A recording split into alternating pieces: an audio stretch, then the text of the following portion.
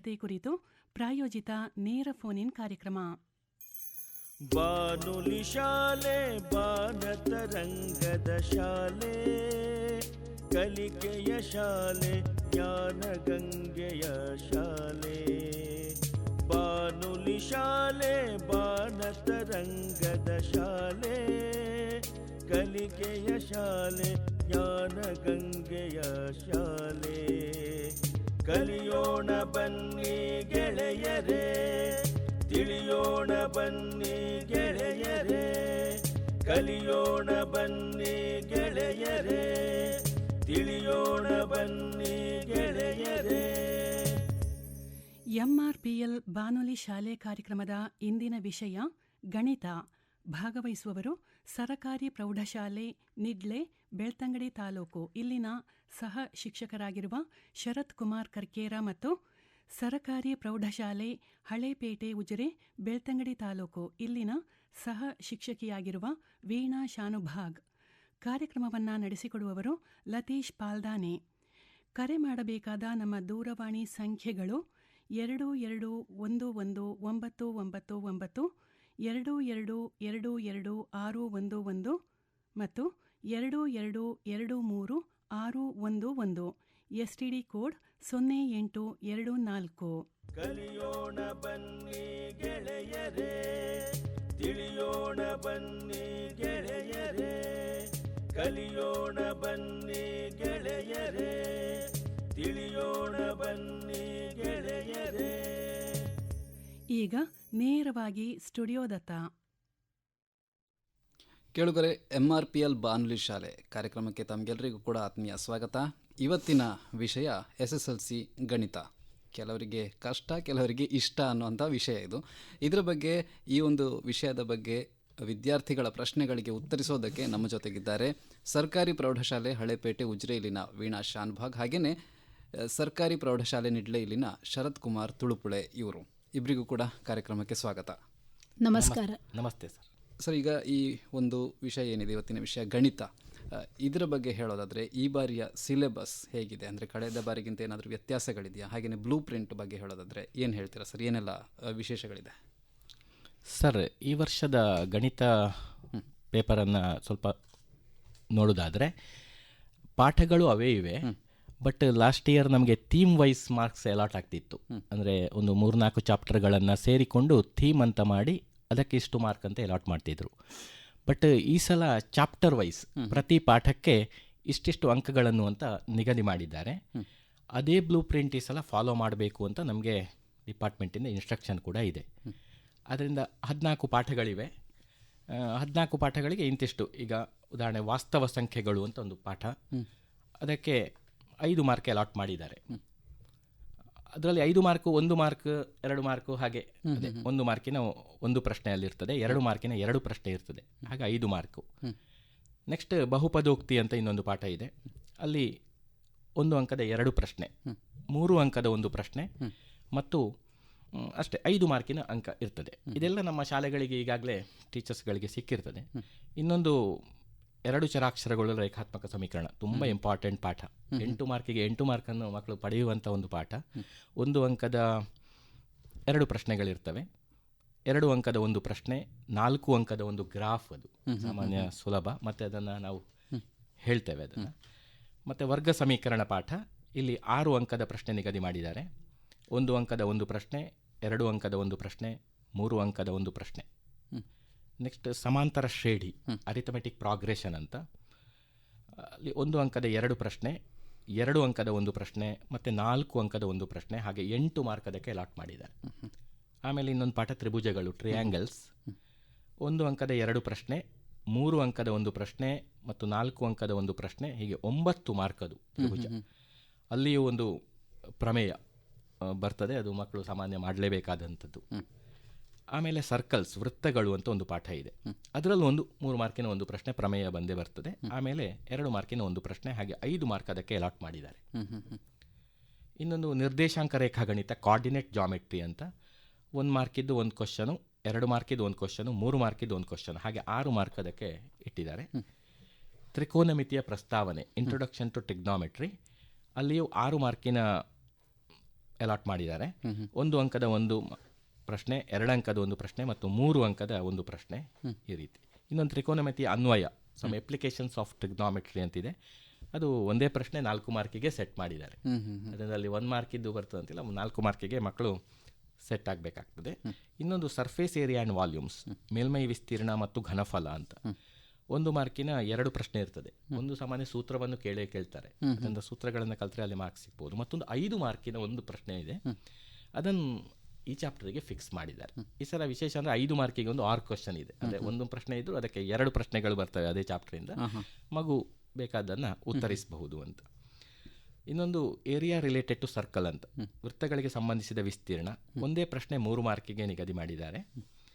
ಆಮೇಲೆ ಸಂಖ್ಯಾಶಾಸ್ತ್ರ, ಮಕ್ಕಳು ಸಂಖ್ಯಾಶಾಸ್ತ್ರ ಸ್ಟ್ಯಾಟಿಸ್ಟಿಕ್ಸಲ್ಲಿ 1 ಅಂಕದ ಒಂದು ಪ್ರಶ್ನೆ ಮತ್ತು 3 ಅಂಕದ ಒಂದು ಪ್ರಶ್ನೆ, ಮೀನ್, ಮೀಡಿಯನ್, ಮೋಡ್, ಸರಾಸರಿ, ಮಧ್ಯಾಂಕ ಅಥವಾ ಬಹುಲಕ. ಇದರಲ್ಲಿ ಖಂಡಿತ ಮಕ್ಕಳು ಮಾಡುವಂಥದ್ದು 3 ಮಾರ್ಕಿನ. ಹಾಗೆ ಆ 3 ಮಾರ್ಕು ಮಕ್ಕಳಿಗೆ ಅಲ್ಲಿ ಸುಲಭ. ಹಾಗೆ 4 ಸ್ಟ್ಯಾಟಿಸ್ಟಿಕ್ಸ್ಗೆ ಇಟ್ಟಿದ್ದಾರೆ.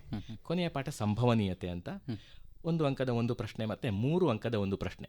ಇದು ಸ್ವಲ್ಪ ಹೊರಗಿಂದ ಅಪ್ಲಿಕೇಶನ್ ಲೆವೆಲ್ ಕೇಳಿದ್ರು ಮಕ್ಕಳು ಸುಲಭವಾಗಿ ಅದನ್ನು ಉತ್ತರಿಸಬಹುದಾದಂಥ ಪ್ರಶ್ನೆ. ಹೀಗೆ ಈ ಸಲ ಚಾಪ್ಟರ್ ವೈಸ್ ಅಲಾಟ್ ಮಾಡಿದ್ರಿಂದ ಆ ಚಾಪ್ಟರ್ ವೈಸ್ ನಾವು ಒಂದು ಥರ ಗೆಸ್ಟ್ ಮಾಡ್ಬೋದು, ಕ್ವಶನ್ಸ್ ಈ ಥರ ಬರಬಹುದು ಅಂತ. ಈಗಾಗಲೇ ಮಾಡೆಲ್ ಪೇಪರ್ಗಳನ್ನು 4 ಬಿಟ್ಟಿದ್ದಾರೆ ಬೋರ್ಡ್ನವರು. ಅದು ಈ ಬ್ಲೂ ಪ್ರಿಂಟ್ ಪ್ರಕಾರನೇ ಇದೆ ನೋಡಿದರೆ. ಅದೇ ರೀತಿ ಈಗ ನೆಕ್ಸ್ಟ್ ಪ್ರಿಪ್ರೇಟ್ರಿ ಆಗುತ್ತೆ. 3 ಪ್ರಿಪ್ರೇಟ್ರಿಗಳು ನಡೀತದೆ.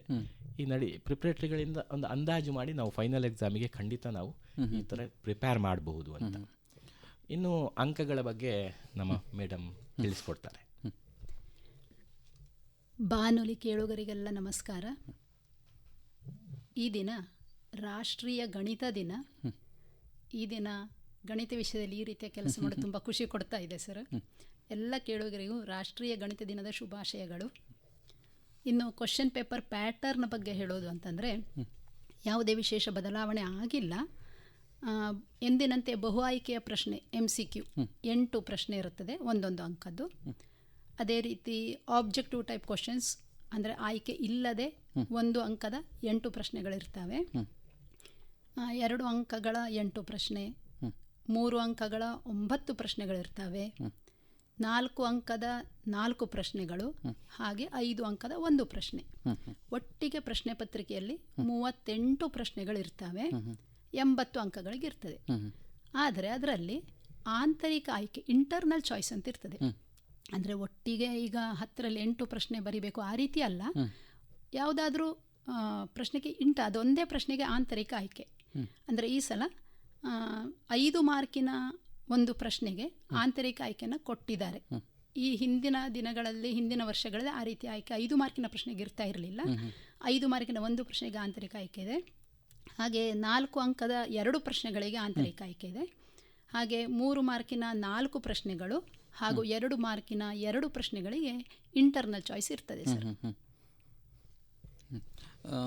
ಕೇಳುಗರೆ, ವಿಶೇಷವಾಗಿ SSLC ವಿದ್ಯಾರ್ಥಿಗಳಿಗೆ ತಾವು ಕೂಡ ಕರೆ ಮಾಡಿ ತಮ್ಮ ಪ್ರಶ್ನೆಗಳನ್ನು ಕೇಳಬಹುದು. ನಮ್ಮ ದೂರವಾಣಿ ಸಂಖ್ಯೆಗಳನ್ನು ಹೇಳ್ತಾ ಇದ್ದೇನೆ. 22119999, ಇನ್ನೊಂದು ಸಂಖ್ಯೆ 22222611, ಮತ್ತೊಂದು ಸಂಖ್ಯೆ 22236611, ಮಂಗಳೂರಿನ STD ಕೋಡ್ ಸಂಖ್ಯೆ 0824. ಈ ಸಂಖ್ಯೆಗಳಿಗೆ ಕರೆ ಮಾಡುವ ಮೂಲಕ ನೀವು ಈ ಒಂದು SSLC ಗಣಿತದ ವಿಷಯದ ಏನು ಅನುಮಾನಗಳಿವೆ ಅದನ್ನು ಪರಿಹರಿಸ್ಕೊಳ್ಬೋದು. ಸರಿ, ಈಗ ಈ ಕೆಲವೊಂದು ವಿದ್ಯಾರ್ಥಿಗಳು ಸ್ವಲ್ಪ ಕಲಿಕೆಯಲ್ಲಿ ಹಿಂದುಳಿದಿರ್ತಾರೆ. ಅವರಿಗೆ ಗಣಿತ ಅಂತ ಹೇಳಿದರೆ ಕಷ್ಟ, ಉಳಿದೆಲ್ಲ ಸ್ವಲ್ಪ ಸುಲಭ ಅನ್ನಿಸ್ತದೆ, ಅದರಲ್ಲೆಲ್ಲ ಒಳ್ಳೆ ಮಾರ್ಕ್ಸ್ ಬರ್ತದೆ. ಆದರೆ ಗಣಿತದಲ್ಲಿ ಕೆಲವೊಮ್ಮೆ ಪಾಸ್ ಆಗೋದು ಕೂಡ ಕಷ್ಟ ಅಂತ ಇರ್ತದೆ. ಅಂತಹವರು ಯಾವ ರೀತಿಯಾಗಿ ಕಲಿಬಹುದಾಗಿದೆ? ಯಾವುದ್ರ ಮೇಲೆ ವಿಶೇಷ ಒತ್ತನ್ನು ನೀಡಬೇಕಾಗುತ್ತೆ ಅವರು? ಖಂಡಿತ ಸರ್, ಗಣಿತ ಉಳಿದ ಸಬ್ಜೆಕ್ಟಿಗೆ ಕಂಪೇರ್ ಮಾಡಿದರೆ ಕೆಲವು ಮಕ್ಕಳಿಗೆ ಕಷ್ಟ. ಆದರೆ ಕೆಲವು ಮಕ್ಕಳು ಅದನ್ನು ಇಷ್ಟಪಟ್ಟು ಒಮ್ಮೆ ಅದರ ಕಾನ್ಸೆಪ್ಟ್, ಆ ಪರಿಕಲ್ಪನೆ ಬಂದರೆ ಮಕ್ಕಳಿಗೆ ಲೆಕ್ಕಗಳನ್ನು ಮಾಡೋದು ಸುಲಭ. ಅದರಿಂದ ಆ್ಯಕ್ಚುಲಿ ಒಳ್ಳೆ ಮಾರ್ಕ್ಸ್ ತುಂಬ ತೆಗಿಲಿಕ್ಕೆ, A+ ಎಲ್ಲ ಬರಲಿಕ್ಕೆ ತುಂಬ ಶ್ರಮ ಪಡಬೇಕು. ಬಟ್ ಪಾಸ್ ಆಗಲಿಕ್ಕೆ ಖಂಡಿತ ಕೆಲವರಿಗೆ ಮ್ಯಾಥ್ಸ್ ಕಷ್ಟ, SLC ವರೆಗೆ ಮಾಡಿ ಆಮೇಲೆ ಬೇರೆ ಇದಕ್ಕೆ ನಾನು ಹೋಗ್ತೇನೆ ಅಂತಿದ್ದವರಿಗೆ ಖಂಡಿತ ಪಾಸ್ ಆಗಲಿಕ್ಕೆ ಕೆಲವು ಟಿಪ್ಸ್ಗಳನ್ನು ನಾವು ಕೊಡ್ತೇವೆ ಖಂಡಿತ. ಯಾಕಂದರೆ ಆ ರೀತಿಯಲ್ಲಿ ಓದಿದರೆ ಅವರು ಖಂಡಿತ ಪಾಸ್ ಆಗ್ತಾರೆ. ಉದಾಹರಣೆ, ಇದೇ ಬ್ಲೂ ಪ್ರಿಂಟಲ್ಲಿ ನಾವು ಈಗ 4 ಮಾರ್ಕಿನ ಮೇಡಮ್ 4 ಪ್ರಶ್ನೆ ಇದೆ ಅಂತ ಹೇಳಿದರು. 5 ಮಾರ್ಕಿದ್ದು ಸ್ವಲ್ಪ ಅಂಡರ್ಸ್ಟ್ಯಾಂಡಿಂಗ್ ಬಂದರೆ ಟೆಕ್ಸ್ಟ್ ಬುಕ್ಕಿನ ಕ್ವಶನ್ಗಳೇ ಇರಬಹುದು. ಒಮ್ಮೊಮ್ಮೆ ಅಪ್ಲಿಕೇಶನ್ ಲೆವೆಲ್ಗೆ ಹೋದರೆ ಸ್ವಲ್ಪ ಟೆಸ್ಟ್ ಮಾಡ್ತಾರೆ, ಆದರೆ ಅಲ್ಲಿ ಸೂತ್ರಗಳನ್ನೆಲ್ಲ ಬರೆದು ಸ್ವಲ್ಪ ಕಲಿಬಹುದು. ಆದರೆ ನಾನು ಕಲಿಯಬೇಕಾದ್ದು ಅಂದರೆ ಈಗ 4 ಮಾರ್ಕಿನ 4 ಪ್ರಶ್ನೆಗಳಲ್ಲಿ 2 ಪ್ರಶ್ನೆ ಅವರು ಅಟೆಂಪ್ಟ್ ಮಾಡಲಿ ಅಂದರೆ ಕಲೀಲೇಬೇಕು. ಅದರಲ್ಲಿ ಮುಖ್ಯ ಒಂದು ಪ್ರಮೇಯ, ಥಿಯರಮ್ಸ್, ಅದು ತ್ರಿಭುಜಗಳ ಪಾಠದ ಮೇಲೆ ಇರ್ತದೆ. ಈ ಸಲ ಸಾಮಾನ್ಯ 4, ಈಗ ಮಾಡೆಲ್ ಪೇಪರಲ್ಲಿ ನೋಡಿದ್ರು ಇದೆಲ್ಲ ವಿಶೇಷ ಅಂದರೆ ಆ 4 ಮಾರ್ಕಿನ ಆ ಥಿಯರಮಿಗೆ 6 ಕ್ವಶನ್ ಹಾಕಿದ್ದಾರೆ. 4 ಮಾಡೆಲ್ ಪೇಪರಲ್ಲಿ 6 ಕೇಳಿದ್ರಿಂದ ಅದನ್ನು ಫೈನಲ್ ನಾವು ಮುಂದಿನ ಎಕ್ಸಾಮ್ಗಳಿಗೂ ಅದನ್ನು ನಿರೀಕ್ಷಿಸಬಹುದು ಅಂತ. ಒಂದು ಥೇಲ್ಸ್ ಪ್ರಮೇಯ, ಥೇಲ್ಸ್ ಥಿಯರಮ್, ಇನ್ನೊಂದು ಆಂಗಲ್ ಕ್ರೈಟೀರಿಯನ್, ಕೋನ ನಿರ್ಧಾರಕ ಗುಣ ಅಂತ, ಇನ್ನೊಂದು ಬಾಕೋಬಾ ASA, ಮತ್ತೊಂದು ಬಾ ಅಂದರೆ ಬಾಹು ಎಸ್ ನಿರ್ಧಾರಕ ಗುಣ ಅಥವಾ ಕ್ರೈಟೀರಿಯಾ, SS ಸೈಡ್ ಅಂತ. ಅದು 6 ಕ್ವಶನ್ ಕೇಳಿದ್ರಿಂದ ಈಗ ಥೇಲ್ಸ್ ಪ್ರಮೇಯಕ್ಕೆ 6 ಕ್ವಶನ್ ಆಗಿ ಆ SAS ಥಿಯರಮ್ ಬರಬಹುದು. ಆಗ ಒಂದನ್ನು ಅದರಿಂದ 4 ಥಿಯರಮ್ ಇದ್ದದ್ರಿಂದ ಅವರು 3 ಥಿಯರಮನ್ನು ಖಂಡಿತ ಕಲಿಬೇಕು ಅಂತ. ಆಗ ಒಂದು 6 ಅಂತ ಆಗಿ ಆದರೂ ಅದು ಬರ್ತದೆ ಅಂತ. ಆದ್ದರಿಂದ ಹೆಚ್ಚು ಒತ್ತು ಕೊಡೋದು ನಾವು ಥೇಲ್ಸ್ ಥಿಯರಮ್ ಮತ್ತು AA ನಿರ್ಧಾರಕ, AA ಕ್ರೈಟೀರಿಯಾ, ಕೋಕೋ ನಿರ್ಧಾರಕ ಗುಣಕ್ಕೆ ನಾವು ಹೆಚ್ಚು ಒತ್ತು ಕೊಡ್ತಾ ಇದ್ದೇವೆ. ಅದರ ಜೊತೆ ಈ ಸಲ ಒಂದು ಬಾಬಾ ಮತ್ತು ಬಾಕೋಬಾದಲ್ಲಿ ವಿದ್ಯಾರ್ಥಿಗಳು ಒಂದಾದರೂ ಕಲಿಬೇಕು. ಆಗ ಅದು ಬಂದೇ ಬರುವಂತಹ ಪ್ರಶ್ನೆ 4 ಅಂಕ ಅಲ್ಲಿ ಸಿಗ್ತದೆ ಅಂತ. ಇನ್ನೊಂದು 4 ಅಂಕ ಗ್ರಾಫ್, ಅದು ರಚನೆ ಆದದ್ರಿಂದ ಕನ್ಸ್ಟ್ರಕ್ಷನ್ ಎಲ್ಲ ಮಕ್ಕಳು ಮಾಡ್ತಾರೆ ಸಾಮಾನ್ಯ. ಒಮ್ಮೊಮ್ಮೆ ಅಲ್ಲಿ ಸಹಗುಣಕ ಒಮ್ಮೊಮ್ಮೆ ವೈಗೆ ಕೊಟ್ಟಿರ್ತಾರೆ, ಅಥವಾ ಮೈನಸ್ ಎಲ್ಲ ಬಂದಾಗ ಸ್ವಲ್ಪ ಜಾಗ್ರತೆ ಮಾಡಬೇಕು. ಬಟ್ ತುಂಬ ಹಳೆ ಕ್ವಶನ್ ಪೇಪರ್ ಇದ್ದೆಲ್ಲ ನೋಡಿದರೆ ಅದೇ ಟೈಪಿನ ಪ್ರಶ್ನೆಗಳು ಅಲ್ಲಿ ಬರೋದ್ರಿಂದ 4 ಮಾರ್ಕಿನ ಪ್ರಶ್ನೆಯಲ್ಲಿ ಆ 2 ಅಂಕ ಮಾಡಿದರೆ ಅಲ್ಲಿ 8 ಮಾರ್ಕ್ ಮಕ್ಕಳಿಗೆ ಸಿಗ್ತದೆ. ಮೇಡಮ್ 3 ಅಂಕದ್ದು ತಾವು ಹೇಳಿ. 3 ಅಂಕಗಳ ಪ್ರಶ್ನೆಗೆ ಬಂದರೆ ವಿದ್ಯಾರ್ಥಿಗಳು ಕಲಿಯಲೇಬೇಕಾದದ್ದು 3 ಅಂಕದ ಒಂದು ಪ್ರಮೇಯ. ವೃತ್ತಗಳು ಪಾಠದಲ್ಲಿ ಇರುವುದೇ 2 ಪ್ರಮೇಯ. ವೃತ್ತಕ್ಕೆ ಬಾಹ್ಯ ಬಿಂದುವಿನಿಂದ ಎಳೆದ ಸ್ಪರ್ಶಕಗಳ ಉದ್ದಗಳು ಸಮನಾಗಿರುತ್ತವೆ, ಅಥವಾ the lengths of the tangents drawn from an external point to a circle are equal ಅಂತ ಅದೊಂದು ಪ್ರಮೇಯ. ತುಂಬ ಸುಲಭವಾಗಿದೆ. ಹಾಗೆಯೇ the tangent at any point of a circle is perpendicular to the radius through the point of contact ಅಂತ. ಸ್ಪರ್ಶ ಬಿಂದುವಿನಲ್ಲಿ ಎಳೆದ ತ್ರಿಜ್ಯವು ಯಾವಾಗಲೂ ಸ್ಪರ್ಶಕಕ್ಕೆ ಲಂಬವಾಗಿರ್ತಂತೆ. ಇದು 2 ಪ್ರಮೇಯ ಇರೋದು. ಇದೆರಡರಲ್ಲಿ ಒಂದು ಪ್ರಮೇಯ ಕಡ್ಡಾಯವಾಗಿ ಪರೀಕ್ಷೆಗೆ ಬರ್ತದೆ. ಹಾಗಾಗಿ ಅದನ್ನು ಕಡ್ಡಾಯವಾಗಿ ಮಕ್ಕಳು ಕಲಿತು ಸುಲಭದಲ್ಲಿ 3 ಅಂಕವನ್ನು ತೆಗಿಬೋದು ಸರ್. ಹಾಗೆಯೇ ಇನ್ನೊಂದು ಸಂಖ್ಯಾಶಾಸ್ತ್ರ ಪಾಠದಲ್ಲಿ ಸರಾಸರಿ, ಮಧ್ಯಾಂಕ, ಬಹುಲಕ, ಮೀನ್, ಮೀಡಿಯನ್, ಮೋಡ್ ಅಂತ ಈ 3ರಲ್ಲಿ ಯಾವುದಾದ್ರೂ 2 ಮಕ್ಕಳು ಕಡ್ಡಾಯವಾಗಿ ಕಲಿಬೇಕು. ಯಾಕೆಂದರೆ ಅದಕ್ಕೆ 6 ಕ್ವಶನ್ ಇಂಟರ್ನಲ್ ಚಾಯ್ಸ್ ಇದೆ ಅಲ್ಲಿ. ಹಾಗಾಗಿ ಈ 3ರಲ್ಲಿ ಯಾವುದಾದ್ರೂ 2 ಮಕ್ಕಳು ಕಲಿತ್ರೆ ಖಂಡಿತವಾಗಿ 3 ಅಂಕ ತೆಗಿಲಿಕ್ಕೆ ಸಾಧ್ಯ ಆಗ್ತದೆ. ಮತ್ತು ಪ್ರಶ್ನೆಗಳು ಬಹಳ ಸುಲಭ. ವಿದ್ಯಾರ್ಥಿಗಳು ಬಹುಲಕವನ್ನಂತೂ ತುಂಬ ಸುಲಭವಾಗಿ ಕಲಿಬಹುದು. ಬಹುಲಕ ಮತ್ತು ಸರಾಸರಿ ತುಂಬ ಸುಲಭ ಇವೆ. ಮತ್ತೊಂದು ಸ್ವಲ್ಪ ಎಫರ್ಟ್ ಹಾಕಿದರೆ ಮಧ್ಯಾಂಕವನ್ನು ಕಲಿಬಹುದು. ಕಷ್ಟ ಆಗುವವರು ಯಾವುದಾದ್ರೂ 2 ಕಲಿತ್ರೆ 3 ಅಂಕಗಳು ಖಂಡಿತ ಸಿಗ್ತದೆ. ಹಾಗೆಯೇ ಬಹುಪದೋಕ್ತಿಗಳು, ಪಾಲಿನಾಮಿಯಲ್ಸ್, ಈ ಪಾಠದಲ್ಲಿ 3 ಅಂಕಕ್ಕೆ ಬಹುಪದೋಕ್ತಿಯ ಶೂನ್ಯತೆಗಳನ್ನು ಕಂಡುಹಿಡಿಯಿರಿ ಮತ್ತು ಸಹಗುಣಕಗಳ ಸಂಬಂಧ ತಾಳೆ ನೋಡಿ ಅನ್ನುವಂಥ ಪ್ರಶ್ನೆ ನಮ್ಮ ನಿರೀಕ್ಷಿತ ಪ್ರಶ್ನೆ. ಇದು ಅಭ್ಯಾಸದಲ್ಲಿದೆ. ಅಭ್ಯಾಸದಲ್ಲಿ ಒಂದು 6 ಲೆಕ್ಕಗಳಿವೆ. ಇದು ಮಕ್ಕಳು ಅವುಗಳನ್ನೇ ಸತತವಾಗಿ ಅಭ್ಯಾಸ ಮಾಡಿದರೆ, ಶಿಕ್ಷಕರ ಮಾರ್ಗದರ್ಶನದೊಂದಿಗೆ ಕಲಿತ್ರೆ ಖಂಡಿತ 3 ಅಂಕಗಳನ್ನು ಪಡೀಲಿಕ್ಕಾಗತ್ತೆ. ಇನ್ನು ಸಂಭವನೀಯತೆ ಪಾಠದಲ್ಲಿ 3 ಅಂಕದ ಪ್ರಶ್ನೆ ಇದೆ.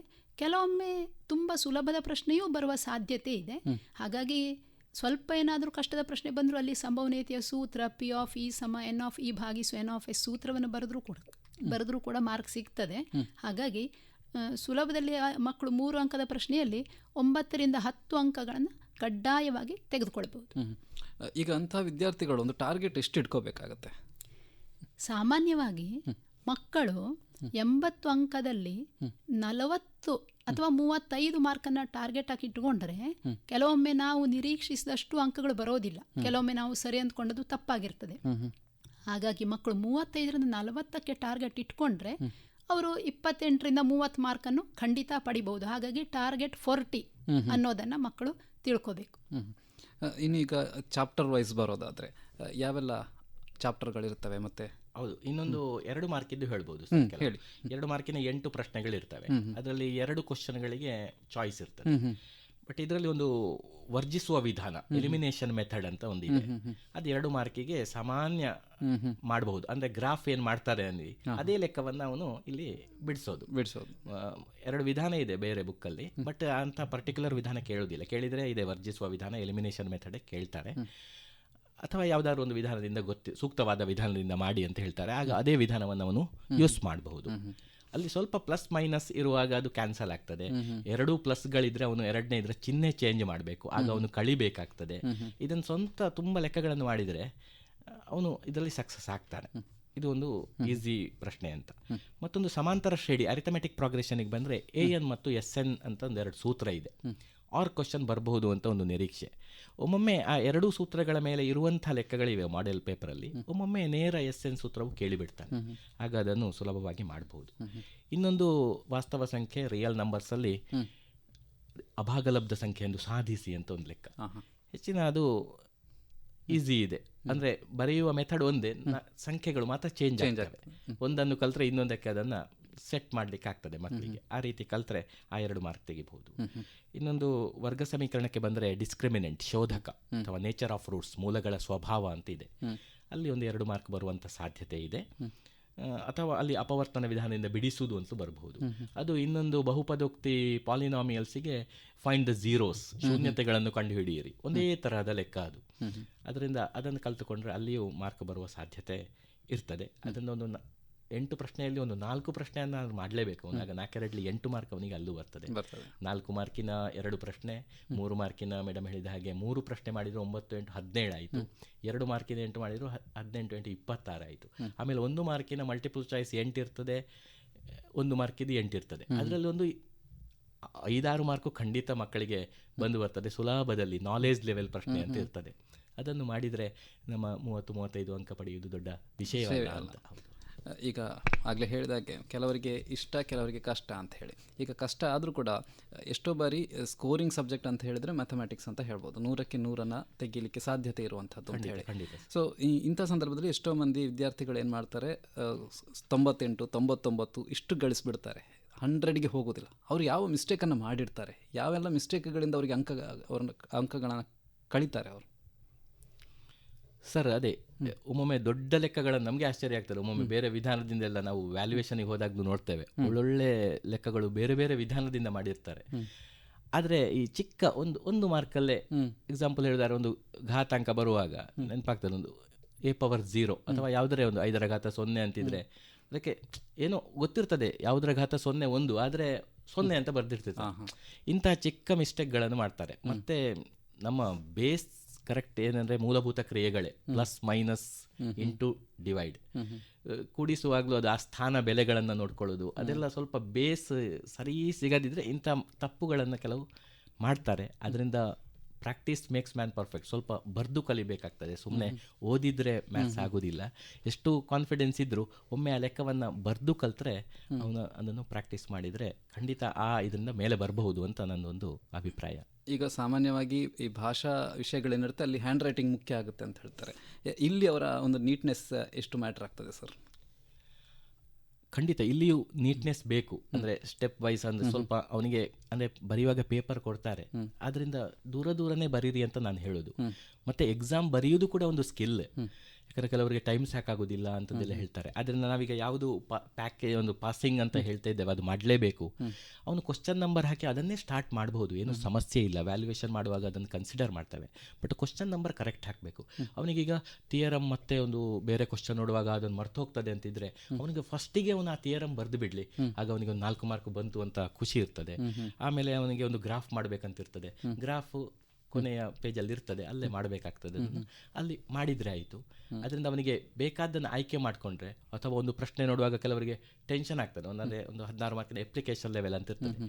ಬಹಳ ಅಪ್ಲಿಕೇಶನ್ ಅಂತಲ್ಲ, ಸ್ವಲ್ಪ ನಂಬರ್ ಮಾಡಿ ಅಥವಾ ಹಳೆ ಕ್ವಶನ್ ಪೇಪರನ್ನು ನೋಡಿದರೆ ಅಂಥದ್ದನ್ನೆಲ್ಲ ಮಾಡಬಹುದು. ಆದರೆ ಒಮ್ಮೊಮ್ಮೆ ಟೆನ್ಷನ್ ಆಗ್ತದೆ, ಆ ಪ್ರಶ್ನೆ ಬಗ್ಗೆ ಮಗು ಯೋಚನೆ ಮಾಡ್ತಾ ಇರ್ತಾನೆ. ಅದನ್ನು ನಾನು ಹೇಳಿದಾರೆ, ಇಡೀ ಮ್ಯಾಥ್ಸ್ ಕ್ವಶನ್ ಪೇಪರು ಇಡೀ ಫಸ್ಟ್ ಸಿಕ್ಕಿದ ಕೂಡಲೇ ಓದೋದು ಬೇಡ ಮಗು.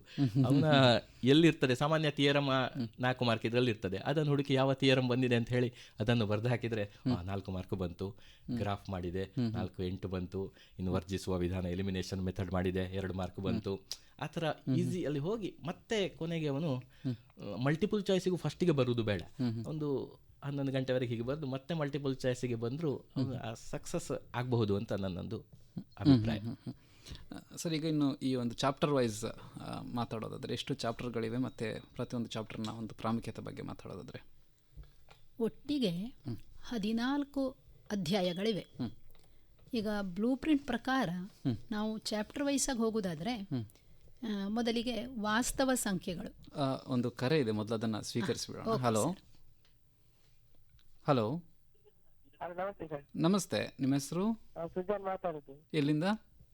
ಸರ್ಕಾರಿ ಪರೀಕ್ಷೆ ಹೊಸಬೆಟ್ಟು. ಹೇಳಿ, ಕೇಳಿ ಪ್ರಶ್ನೆ. ಇದು LB ಇಂದ ಎಷ್ಟು ಪ್ರಶ್ನೆಗಳು ಬರ್ತದೆ ಪರೀಕ್ಷೆಗೆ? ಈ ಸಲ ಅದೊಂದು ಹೇಳಬೇಕಿತ್ತು ನಾವು. ಲೆಸನ್ ಬೇಸ್ಡ್ ಅಸೆಸ್ಮೆಂಟ್ ಅಂತ LBAದಿಂದ ಪ್ರಶ್ನೆಗಳನ್ನು ಮಾಡಿದ್ದಾರೆ.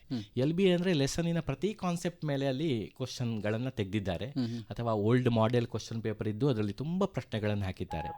ಖಂಡಿತ ಮಗು, LBAಯಿಂದಲೂ ಕೂಡ ನೀವು ಪ್ರಶ್ನೆಗಳನ್ನು ನಿರೀಕ್ಷಿಸಬಹುದು. ಅಂದರೆ ಸಾಮಾನ್ಯ ಒಂದು 50% ಎಬೋವೆ ನಾವು LBAಯಿಂದ ತಗೊಳ್ಬೋದು. ಬಟ್ ಮ್ಯಾಥ್ಸಲ್ಲಿ ಅಂದರೆ ಒಂದು ನಂಬರ್ ಚೇಂಜ್ ಮಾಡಿದರೆ ಕಾನ್ಸೆಪ್ಟ್ ಅದೇ ಇರ್ತದೆ.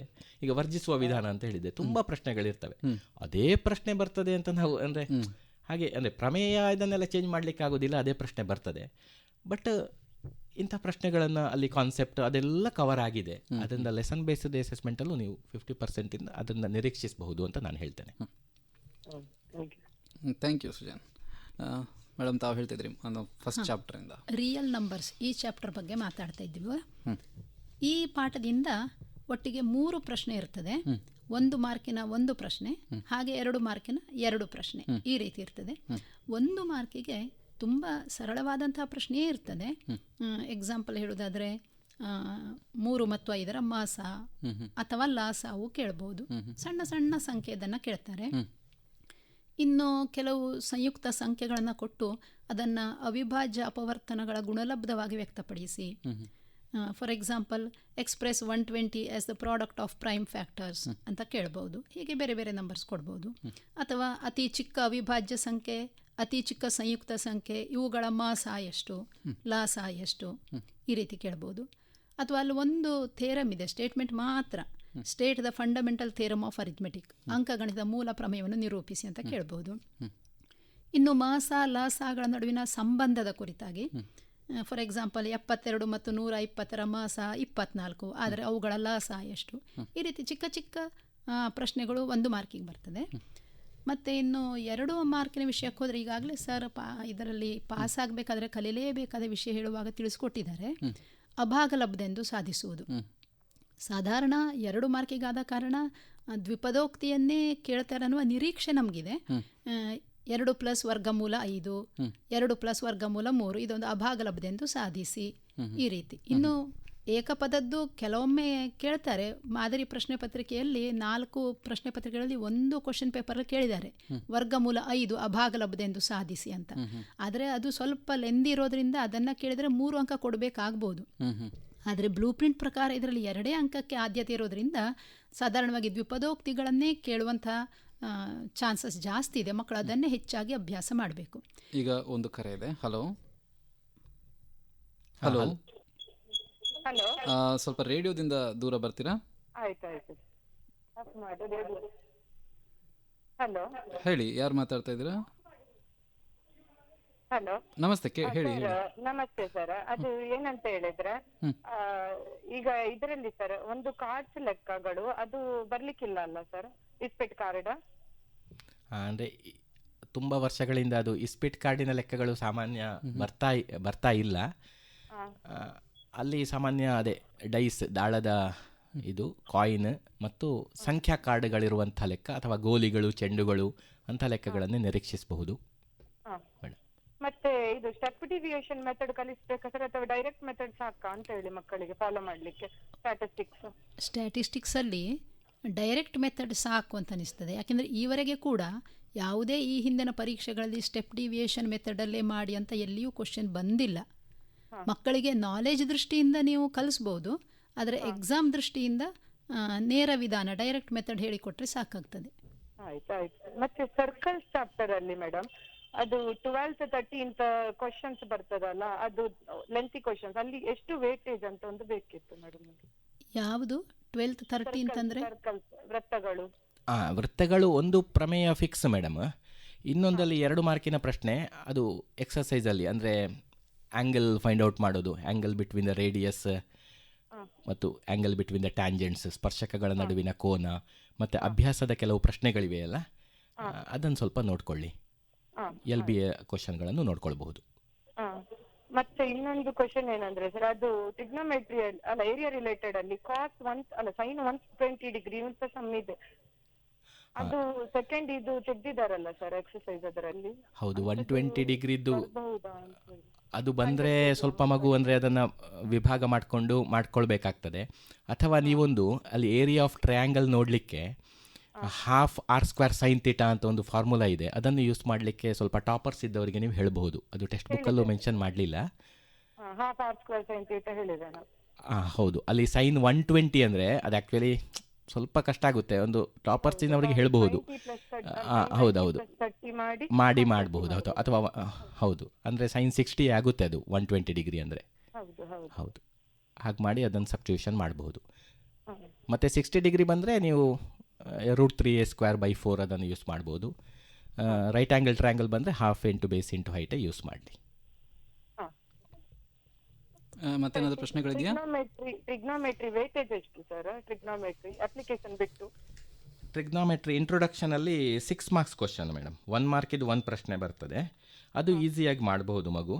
ರೇಷಿಯೋಗಳನ್ನು ಕೇಳ್ತಾನೆ. 2 ಮಾರ್ಕ್ಸ್ ಇದ್ದು ಒಂದು ನಾಲೆಜ್ ಲೆವೆಲ್ ಪ್ರಶ್ನೆ ಇರ್ತದೆ. ಈಗ ಕಾಸ್ ಆಲ್ಫಾ ಕೊಟ್ಟು ಕಾಸ್ ಆಲ್ಫಾ ನೋಡುವಂಥದ್ದು, ಅದು ಆಪೋಸಿಟ್ ಸೈಡ್ ಬೈ ರೇಷನ್, ಅದು ಅಭಿಮುಖ ಬಾಹು ಭಾಗಿಸು ವಿಕರ್ಣ ಸೈನ್ ಥೀಟಾಕ್ಕೆ, ಆ ರೇಷಿಯೋದ ಮೇಲೆ ಆ ಪ್ರಶ್ನೆಗಳನ್ನು ಕೇಳಬಹುದು. 3 ಮಾರ್ಕ್ಸಿಗೆ ಪ್ರೂವ್ ದ್ಯಾಟ್, ಅದು ಬುಕ್ಕಿನ ಎಕ್ಸಸೈಸ್ಗಳನ್ನೇ ಜಾಸ್ತಿ ನೋಡಿ ಮತ್ತು ಮಾಡೆಲ್ ಪೇಪರ್ಗಳನ್ನು ನೋಡ್ಕೊಳ್ಳಿ. ಸರ್ ಮತ್ತೆ ಇದು ಯಾವುದು ಥಿಯರಮ್ ಇದೆ ಅಲ್ಲ ಸರ್, ಮೊದಲು ನಮ್ಗೆ ಇದೆ 2 ಮಾತ್ರ ಇರೋದು, PPT ಮತ್ತೆ AA ಸಿಮಿಲಾರಿಟಿ. ಲಾಸ್ಟ್ ಇಯರ್ ಒಂದು ಇತ್ತು ಸರ್, ಬೇರೆ ಥಿಯರಮ್ಸ್ ಅನ್ನು ಅವರಿಗೆ ರೆಡಿ ಮಾಡಬೇಕು ಅಂತ SAS. ಹೌದು, ಈ ವರ್ಷ SAS ಅಥವಾ SSS ಅಲ್ಲಿ ಒಂದು ಕಲಿಸಿ ಮೇಡಮ್. ಯಾಕಂದರೆ ತುಂಬ ಟಾಪರ್ಸಿಗೆ ಇಂದು ತುಂಬಾ ಆಗ್ತಿಲ್ಲ ಆ ಥರ ಇದ್ದವರಿಗೆ, ಅಂದರೆ AA ಕ್ರೈಟೀರಿಯನ್ಗೆ ಸ್ವಲ್ಪ ಸಿಮಿಲಾರಿಟಿ ಇದೆ ಆ ಥಿಯರಮ್ಗಳು. ಅಂದರೆ ಆ ಚಿತ್ರ ಒಂದೇ ಥರ, ಆಮೇಲೆ ಸ್ವಲ್ಪ ಟು ಪ್ರೂವ್ ಅದನ್ನು ಸ್ವಲ್ಪ ಚೇಂಜ್ ಆಗ್ತದೆ ಅಷ್ಟೇ ವಿನಃ, ಅಲ್ಲಿಯೂ ಅದನ್ನೇ ಏನಾದ್ರು ಮಗು ಬರೆದ್ರು ಆ ಚಿತ್ರಕ್ಕೆ ಮತ್ತು ಇದಕ್ಕೆ ಕನ್ಸಿಡರ್ ಮಾಡಿ 1-1.5 ಮಾರ್ಕ್ ಆದರೂ ಸಿಗ್ತದೆ ಅವನಿಗೆ. ತುಂಬ ಆಗೋದೇ ಇಲ್ಲ ಅಂತಿದ್ದವರಿಗೆ. ಇಲ್ಲಾದರೆ ಖಂಡಿತ ನೀವು SAS ಕಲಿಸೋದು ಒಳ್ಳೆಯದು ಈ 2ರ ಜೊತೆಗೆ ಅಂತ ನನ್ನ ಒಂದು ಸಲಹೆ ಮೇಡಮ್. ಬೇರೆ ಪ್ರಶ್ನೆ ಇದೆಯಾ? ಈಗ ಮುಂದೆ ಇನ್ನೊಂದು ಕರೆ ಇದೆ. ಹಲೋ ಸರ್, ನಮಸ್ತೆ. ನಮಸ್ತೆ, ತಮ್ಮ ಹೆಸರು, ಎಲ್ಲಿಂದ ಕರೆ ಮಾಡ್ತಾ ಇದ್ದೀರಾ? ನಾನು ಹರಿಪ್ರಸಾದ್ ಅಂತ, ಸುಳ್ಯದಿಂದ. ಹೇಳಿ ಹರಿಪ್ರಸಾದ್ ರೇ. ಶರಸರ? ಹೇಳಿ ಸರ್, ಎಂತ ಈಗ x² - 3 ಎಂಬ ಬಹುಪದೋಕ್ತಿಯ ಶೂನ್ಯತೆಗಳನ್ನು ಕಂಡುಹಿಡಿಯಿರಿ.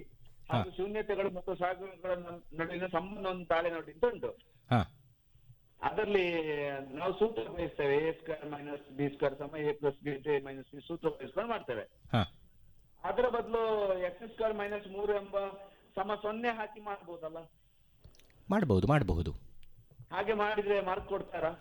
ಖಂಡಿತ ಕೊಡ್ತಾರೆ ಸರ್. ಮೊದಲ ಮೆಥಡ್ ಎಲ್ಲ ಹೇಗೆ ಅಂತ ಹೇಳಿದ್ರೆ ಅದು ಈಸಿ ಆಗ್ತದೆ ನಮಗೆ. ಅದು ಹೌದು, ಯಾವುದು ಈಸಿ ಮೆಥಡ್ ಇದೆ ನಮಗೆ ವ್ಯಾಲ್ಯೂಯೇಷನಲ್ಲೂ ಯಾವುದೇ ಸೂಕ್ತ ವಿಧಾನದಿಂದ ಮಾಡಿದರೂ ಅದಕ್ಕೆ ಅಂಕಗಳನ್ನು ನೀಡುವುದು ಅಂತ ಇರ್ತದೆ. ಖಂಡಿತ ಮಾಡಬಹುದು ಸರ್. ಸರ್, ಅಲ್ಲಿ ಬಹುಪದೋಕ್ತಿ ಅಂತ ಹೇಳಿದ್ರೆ ಸಮೀಕರಣದ ರೂಪದಲ್ಲಿ ಬರೆದು ಮಾಡಿದ್ರೆ ಸರಿ ಆಗ್ತದ ಅಂತ ಡೌಟ್ ಇತ್ತು ನಂಗೆ. ಬಟ್ ಶೂನ್ಯತೆ ಕಂಡು ಹುಡುಕುವಾಗ ನಾವು =0 ಮಾಡ್ಕೊಂಡೇ ಮಾಡಬೇಕಲ್ವಾ? ಸಮೀಕರಣ ಮಾಡ್ಕೊಂಡೇ ಮಾಡಬೇಕಾಗ್ತದೆ. ಹೌದಲ್ಲ ಸರ್? ಹೌದು, ಖಂಡಿತ ಮಾಡ್ಬೋದು ಸರ್. ಅದೊಂದು ಡೌಟ್, ಅದಕ್ಕೆ. ಓಕೆ ಸರ್, ಸರಿ ಸರ್, ಥ್ಯಾಂಕ್ ಯು. ಈಗ ಮತ್ತೊಂದು ಕರೆ ಇದೆ. ಹಲೋ ನಮಸ್ತೆ, ನಿಮ್ಮ ಹೆಸರು, ಎಲ್ಲಿಂದ ಕರೆ ಮಾಡ್ತಾ ಇದ್ದೀರಾ? ನಾನು ಹೋರಿಕಾಂಬಿ ಪ್ರೌಢಶಾಲೆ ಬಸ್ಪೆಯಿಂದ. ಕೇಳಿ, ಪ್ರಶ್ನೆ ಕೇಳಿ. ವೃತ್ತಗಳಿಗೆ ಸಂಬಂಧಿಸಿದ ವಿಸ್ತೀರ್ಣಗಳು ಪಾಠದಿಂದ ಅನ್ವಯ ಪ್ರಶ್ನೆ ಇರಬಹುದಾ? ಅನ್ವಯ ಪ್ರಶ್ನೆ ಇರಬಹುದು. ಅನ್ವಯ ಪ್ರಶ್ನೆ ಬ್ಲೂ ಪ್ರಿಂಟ್ ಪ್ರಕಾರ ಇಂಥ ಪಾಠದಿಂದಲೇ ಕೇಳ್ತಾರೆ ಅಂತೇನು ಕೊಟ್ಟಿಲ್ಲ. ಆದರೆ ಅಲ್ಲಿ ಅನ್ವಯವಲ್ಲದ ಪ್ರಶ್ನೆಯನ್ನು ಕೇಳಬಹುದು. ನೇರವಾಗಿ ಥೀಟಾ ಕೋನ ಮತ್ತು ತ್ರಿಜ್ಯ ಆರ್ನ ಬೆಲೆಗಳನ್ನು ಕೊಟ್ಟು ತ್ರಿಜ್ಯಾಂತರ ಖಂಡದ ವಿಸ್ತೀರ್ಣ ಮತ್ತು ಕಂಸದ ಉದ್ದವನ್ನು ಕಂಡುಹಿಡಿಯಿರಿ ಅಂತಲೂ ಕೇಳಬಹುದು. ಅಥವಾ ಅದನ್ನೇ ಸ್ವಲ್ಪ ತಿರುಗಿಸಿ ವಿಸ್ತೀರ್ಣ ಕೊಟ್ಟು ತ್ರಿಜ್ಯ ಕೊಟ್ಟು ಕೋನ ಕಂಡುಹಿಡಿಯಿರಿ, ಈ ರೀತಿಯು ಸ್ವಲ್ಪ ಬದಲಾವಣೆ ಮಾಡಿ ಅನ್ವಯ ಪ್ರಶ್ನೆಯನ್ನು ಕೂಡ ಕೇಳುವ ಸಾಧ್ಯತೆ ಇದೆ. ಅದೇ ಮಾಡೆಲ್ ಪೇಪರ್ ಗಮನಿಸು. ಕೆಲವು ಏರಿಯಾದ ಬದಲಿಗೆ ಒಂದು ಈ ಸಲ ಅಲ್ಲಿ ನೋಡಿದ್ದೆ ಸುತ್ತಳತೆ ಕಂಡುಹಿಡಿಯಿರಿ ಅಂತ. ಅದು ಕೂಡ ನಿಜವಾಗಿ ಸುಲಭದಲ್ಲಿ ಮಾಡಬಹುದು. ಲೆಂತ್ ಫೈಂಡ್ ಔಟ್ ಮಾಡಿ ಅದನ್ನು 4 ಸಲ ಲೆಂತ್ ಸಿಗ್ತದೆ ನಿನಗೆ, ಅಂಥ ಪ್ರಾಬ್ಲಮ್ಗಳನ್ನು ನಿರೀಕ್ಷಿಸಬಹುದು. ಅಥವಾ ಅವರು ಲೆಂತ್ ಕೊಟ್ಟಿರ್ತಾರೆ, ಅದರಿಂದ ಆ್ಯಂಗಲ್ ನೋಡಿ ಮತ್ತೆ ಏರಿಯಾ ನೋಡುವಂಥ ಪ್ರಾಬ್ಲಮ್. ಅಥವಾ ಏರಿಯಾ ಕೊಟ್ಟಿರ್ತಾರೆ, ಆ್ಯಂಗಲ್ ನೋಡಿ ನೀನು ಲೆಂತ್ ನೋಡುವಂಥ ಪ್ರಾಬ್ಲಮ್. ಸ್ವಲ್ಪ ಹಳೆ ಕ್ವಶನ್ ಪೇಪರು ಇದರದ್ದೆಲ್ಲ ಫಾಲೋ ಮಾಡು. ಆಯ್ತು ಸರ್. ಈಗ ಮುಂದಿನ ಕರೆ ತಗೋಣ. ಹಲೋ, ನಮಸ್ತೆ. ನಿಮ್ಮ ಹೆಸರು, ಎಲ್ಲಿಂದ ಕರೆ ಮಾಡ್ತಾ ಇದ್ದೀರಾ? ನನ್ನ ಹೆಸರು ಫಾತಿಮತ್ ಮುಫಿದಾ. ನಾನು ಸರ್ಕಾರಿ ಪ್ರೌಢಶಾಲೆ ಮಂಚಿಗುಕ್ಕದಿಂದ ಮಾತಾಡ್ತಿದ್ದೀನಿ. ಹೇಳಮ್ಮ.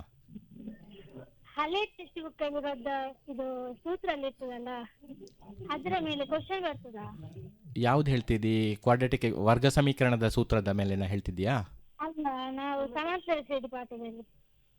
ಸಮಾಂತರ ಶ್ರೇಣಿಯಲ್ಲಿ 2 ಸೂತ್ರಗಳು ಉಂಟಲ್ಲ, AN ಮತ್ತು SN ಸೂತ್ರ. ಅದೆಲ್ಲ ನಮ್ಗೆ ಅಲ್ಲೇ ಟೆಕ್ಸ್ಟ್ ಬುಕ್ ಅಲ್ಲಿ ಕ್ವಶನ್ ಮೇಲೆ ಅಂದರೆ ಅಲ್ಲಿ ಒಂದು ಅಪ್ಲಿಕೇಶನ್ ಲೆವೆಲ್ 4 ಮಾರ್ಕಿನ ಸಾಮಾನ್ಯ ಸಮಾಂತರ ಶ್ರೇಣಿಗೆ ನೀನು ಅಪ್ಲಿಕೇಶನ್ ಲೆವೆಲ್ ಲೆಕ್ಕಗಳೇ ಇರ್ತವೆ.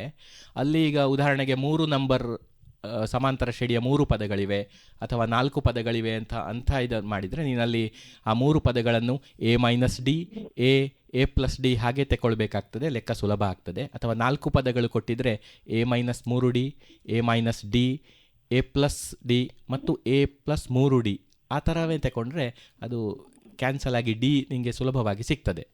ಅಂಥ ಪ್ರಶ್ನೆಗಳನ್ನು ಖಂಡಿತ ನೋಡ್ಕೊಳ್ಬೇಕು. ಅಲ್ಲ, ಇಲ್ಲಿ ಒಂದು ಬೇರೆ ಕ್ವಶನ್ ಬಂದಿದೆ, ಅದು ಹಳೆ ಟೆಕ್ಸ್ಟ್ ಬುಕ್ ಅಲ್ಲಿ ಸೂತ್ರ ಇರೋದು, ನಮ್ಮ ಟೆಕ್ಸ್ಟ್ ಬುಕ್ ಅಲ್ಲಿ ಆ ಸೂತ್ರ ಇಲ್ಲ. ನೋಡು ಯಾವ ಕ್ವಶನ್ ಮಗು ಹೇಳ್ತೀನಿ. ಒಂದು ಸಮಾಂತರ ಶ್ರೇಣಿಯಲ್ಲಿ ಮೊದಲ 4 ಪದಗಳ ಮೊತ್ತ 20 ಮತ್ತು ಮೊದಲ 3 ಪದಗಳ ಮೊತ್ತ 12 ಆದರೆ ಆ ಸಮಾಂತರ ಶ್ರೇಣಿಯ 4ನೇ ಪದವನ್ನು ಕಂಡುಹಿಡಿಯಿರಿ. ಈ ಸೂತ್ರ ಡೈರೆಕ್ಟಾಗಿ ಇಲ್ಲದೆ ಇದ್ದರೂ ಕೂಡ ಅದನ್ನು ನಿಮ್ಮ ಶಿಕ್ಷಕರು ಪಾಠ ಮಾಡುವಾಗ ಹೇಳಿರ್ತಾರೆ. AN ಸಮ SN ಮೈನಸ್ SN-1 ಅಂತ ಸೂತ್ರ ಇದೆ. ಹಾಂ, ಈ ಸೂತ್ರದ ಮೇಲೆಯೂ ಪ್ರಶ್ನೆಯನ್ನು ಕೇಳುವ ಸಾಧ್ಯತೆ ಇದೆ, ಇಲ್ಲ ಅಂತ ಹೇಳುವಾಗಿಲ್ಲ. ಆದರೆ ಆ ಸೂತ್ರವನ್ನು ನಿಮ್ಮ ಟೀಚರ್ಸ್ ಹತ್ರ ಕೇಳಿ ಇದರ ಮೇಲೆ ಒಂದು 2-3 ಲೆಕ್ಕಗಳನ್ನು ಮಾಡಿಕೊಂಡ್ರೆ ಅದು ತುಂಬ ಸುಲಭದ ಲೆಕ್ಕ. 4 ಪದಗಳ ಮೊತ್ತ 3 ಪದಗಳ ಮೊತ್ತ ಕೊಟ್ಟರೆ ಅಲ್ಲಿ N ಇದ್ದಲ್ಲಿ 4 ಅಂತ ಆದೇಶಿಸಿಕೊಂಡ್ರೆ ಆಯಿತು. ಅವೆರಡರ ವ್ಯತ್ಯಾಸವೇ ಉತ್ತರವಾಗಿರ್ತದೆ. 20 ಮತ್ತು 12ರ ವ್ಯತ್ಯಾಸ 8, ಅದೇ ಉತ್ತರವಾಗಿರ್ತದೆ. ಇದಕ್ಕೆ ನೀವು ಸ್ವಲ್ಪ ಹಿಂದಿನ ಮಾಡೆಲ್ ಕ್ವಶನ್ ಪೇಪರ್ಗಳನ್ನೆಲ್ಲ ನೋಡಿದರೆ ನಿಮಗೆ ಗೊತ್ತಾಗ್ತದೆ. ಈ ಸಲದ ಮಾಡೆಲಲ್ಲೂ ನೋಡಿದರೂ ನಾನು ಗಮನಿಸಿದಾಗ 1 ಮಾರ್ಕಿಗೂ ಇಂಥ ಕೆಲವು ಪ್ರಶ್ನೆಗಳನ್ನು, 1-2 ಪ್ರಶ್ನೆಗಳನ್ನು ಅಪ್ಲಿಕೇಶನ್ ರೀತಿಯಲ್ಲಿ ಅಂದರೆ ಬ್ಲೂ ಪ್ರಿಂಟ್ ಪ್ರಕಾರ ಹಾಗೆ ಮಾಡಬೇಕಾಗ್ತದೆ. ಅದನ್ನು ಕೇಳಿದ್ದಾರೆ ಅಂತ ನನಗೆ ಅನಿಸ್ತದೆ. ಓಕೆ, ಧನ್ಯವಾದಗಳು. ಈಗ ಮತ್ತೊಂದು ಕರೆ ಇದೆ.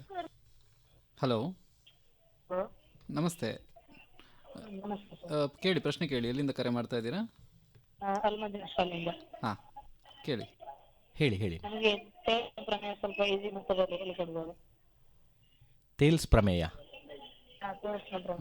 ತೇಲ್ಸ್ ಪ್ರಮೇಯ ನಿರೂಪಣೆ ಇದೆ, ಅಲ್ಲಿ ವಿಭಿನ್ನ ಬಿಂದುಗಳನ್ನು ಸೇರಿಸಿ ಅಂತ. ಅದನ್ನು ಬೇಕಾದರೆ ಬಿಟ್ಟು ನೀವು ಅಂದರೆ ಈಸಿ ಡೆಫಿನೇಷನ್ ಕಲೀಲಿಕ್ಕೆ ಕಷ್ಟ ಆದರೆ ಒಂದು ತ್ರಿಭುಜದ 2 ಬಾಹುಗಳ ಮಧ್ಯ ಬಿಂದುಗಳನ್ನು ಸಮಾಂತರ. ಕೇಳ್ತಾ ಇದೆಯಾ? ತುಂಬ ಡಿಸ್ಟರ್ಬೆನ್ಸ್ ಇದೆ, ಸ್ವಲ್ಪ ದೂರ ಬಂದು ಮಾತಾಡ್ತೀರಾ?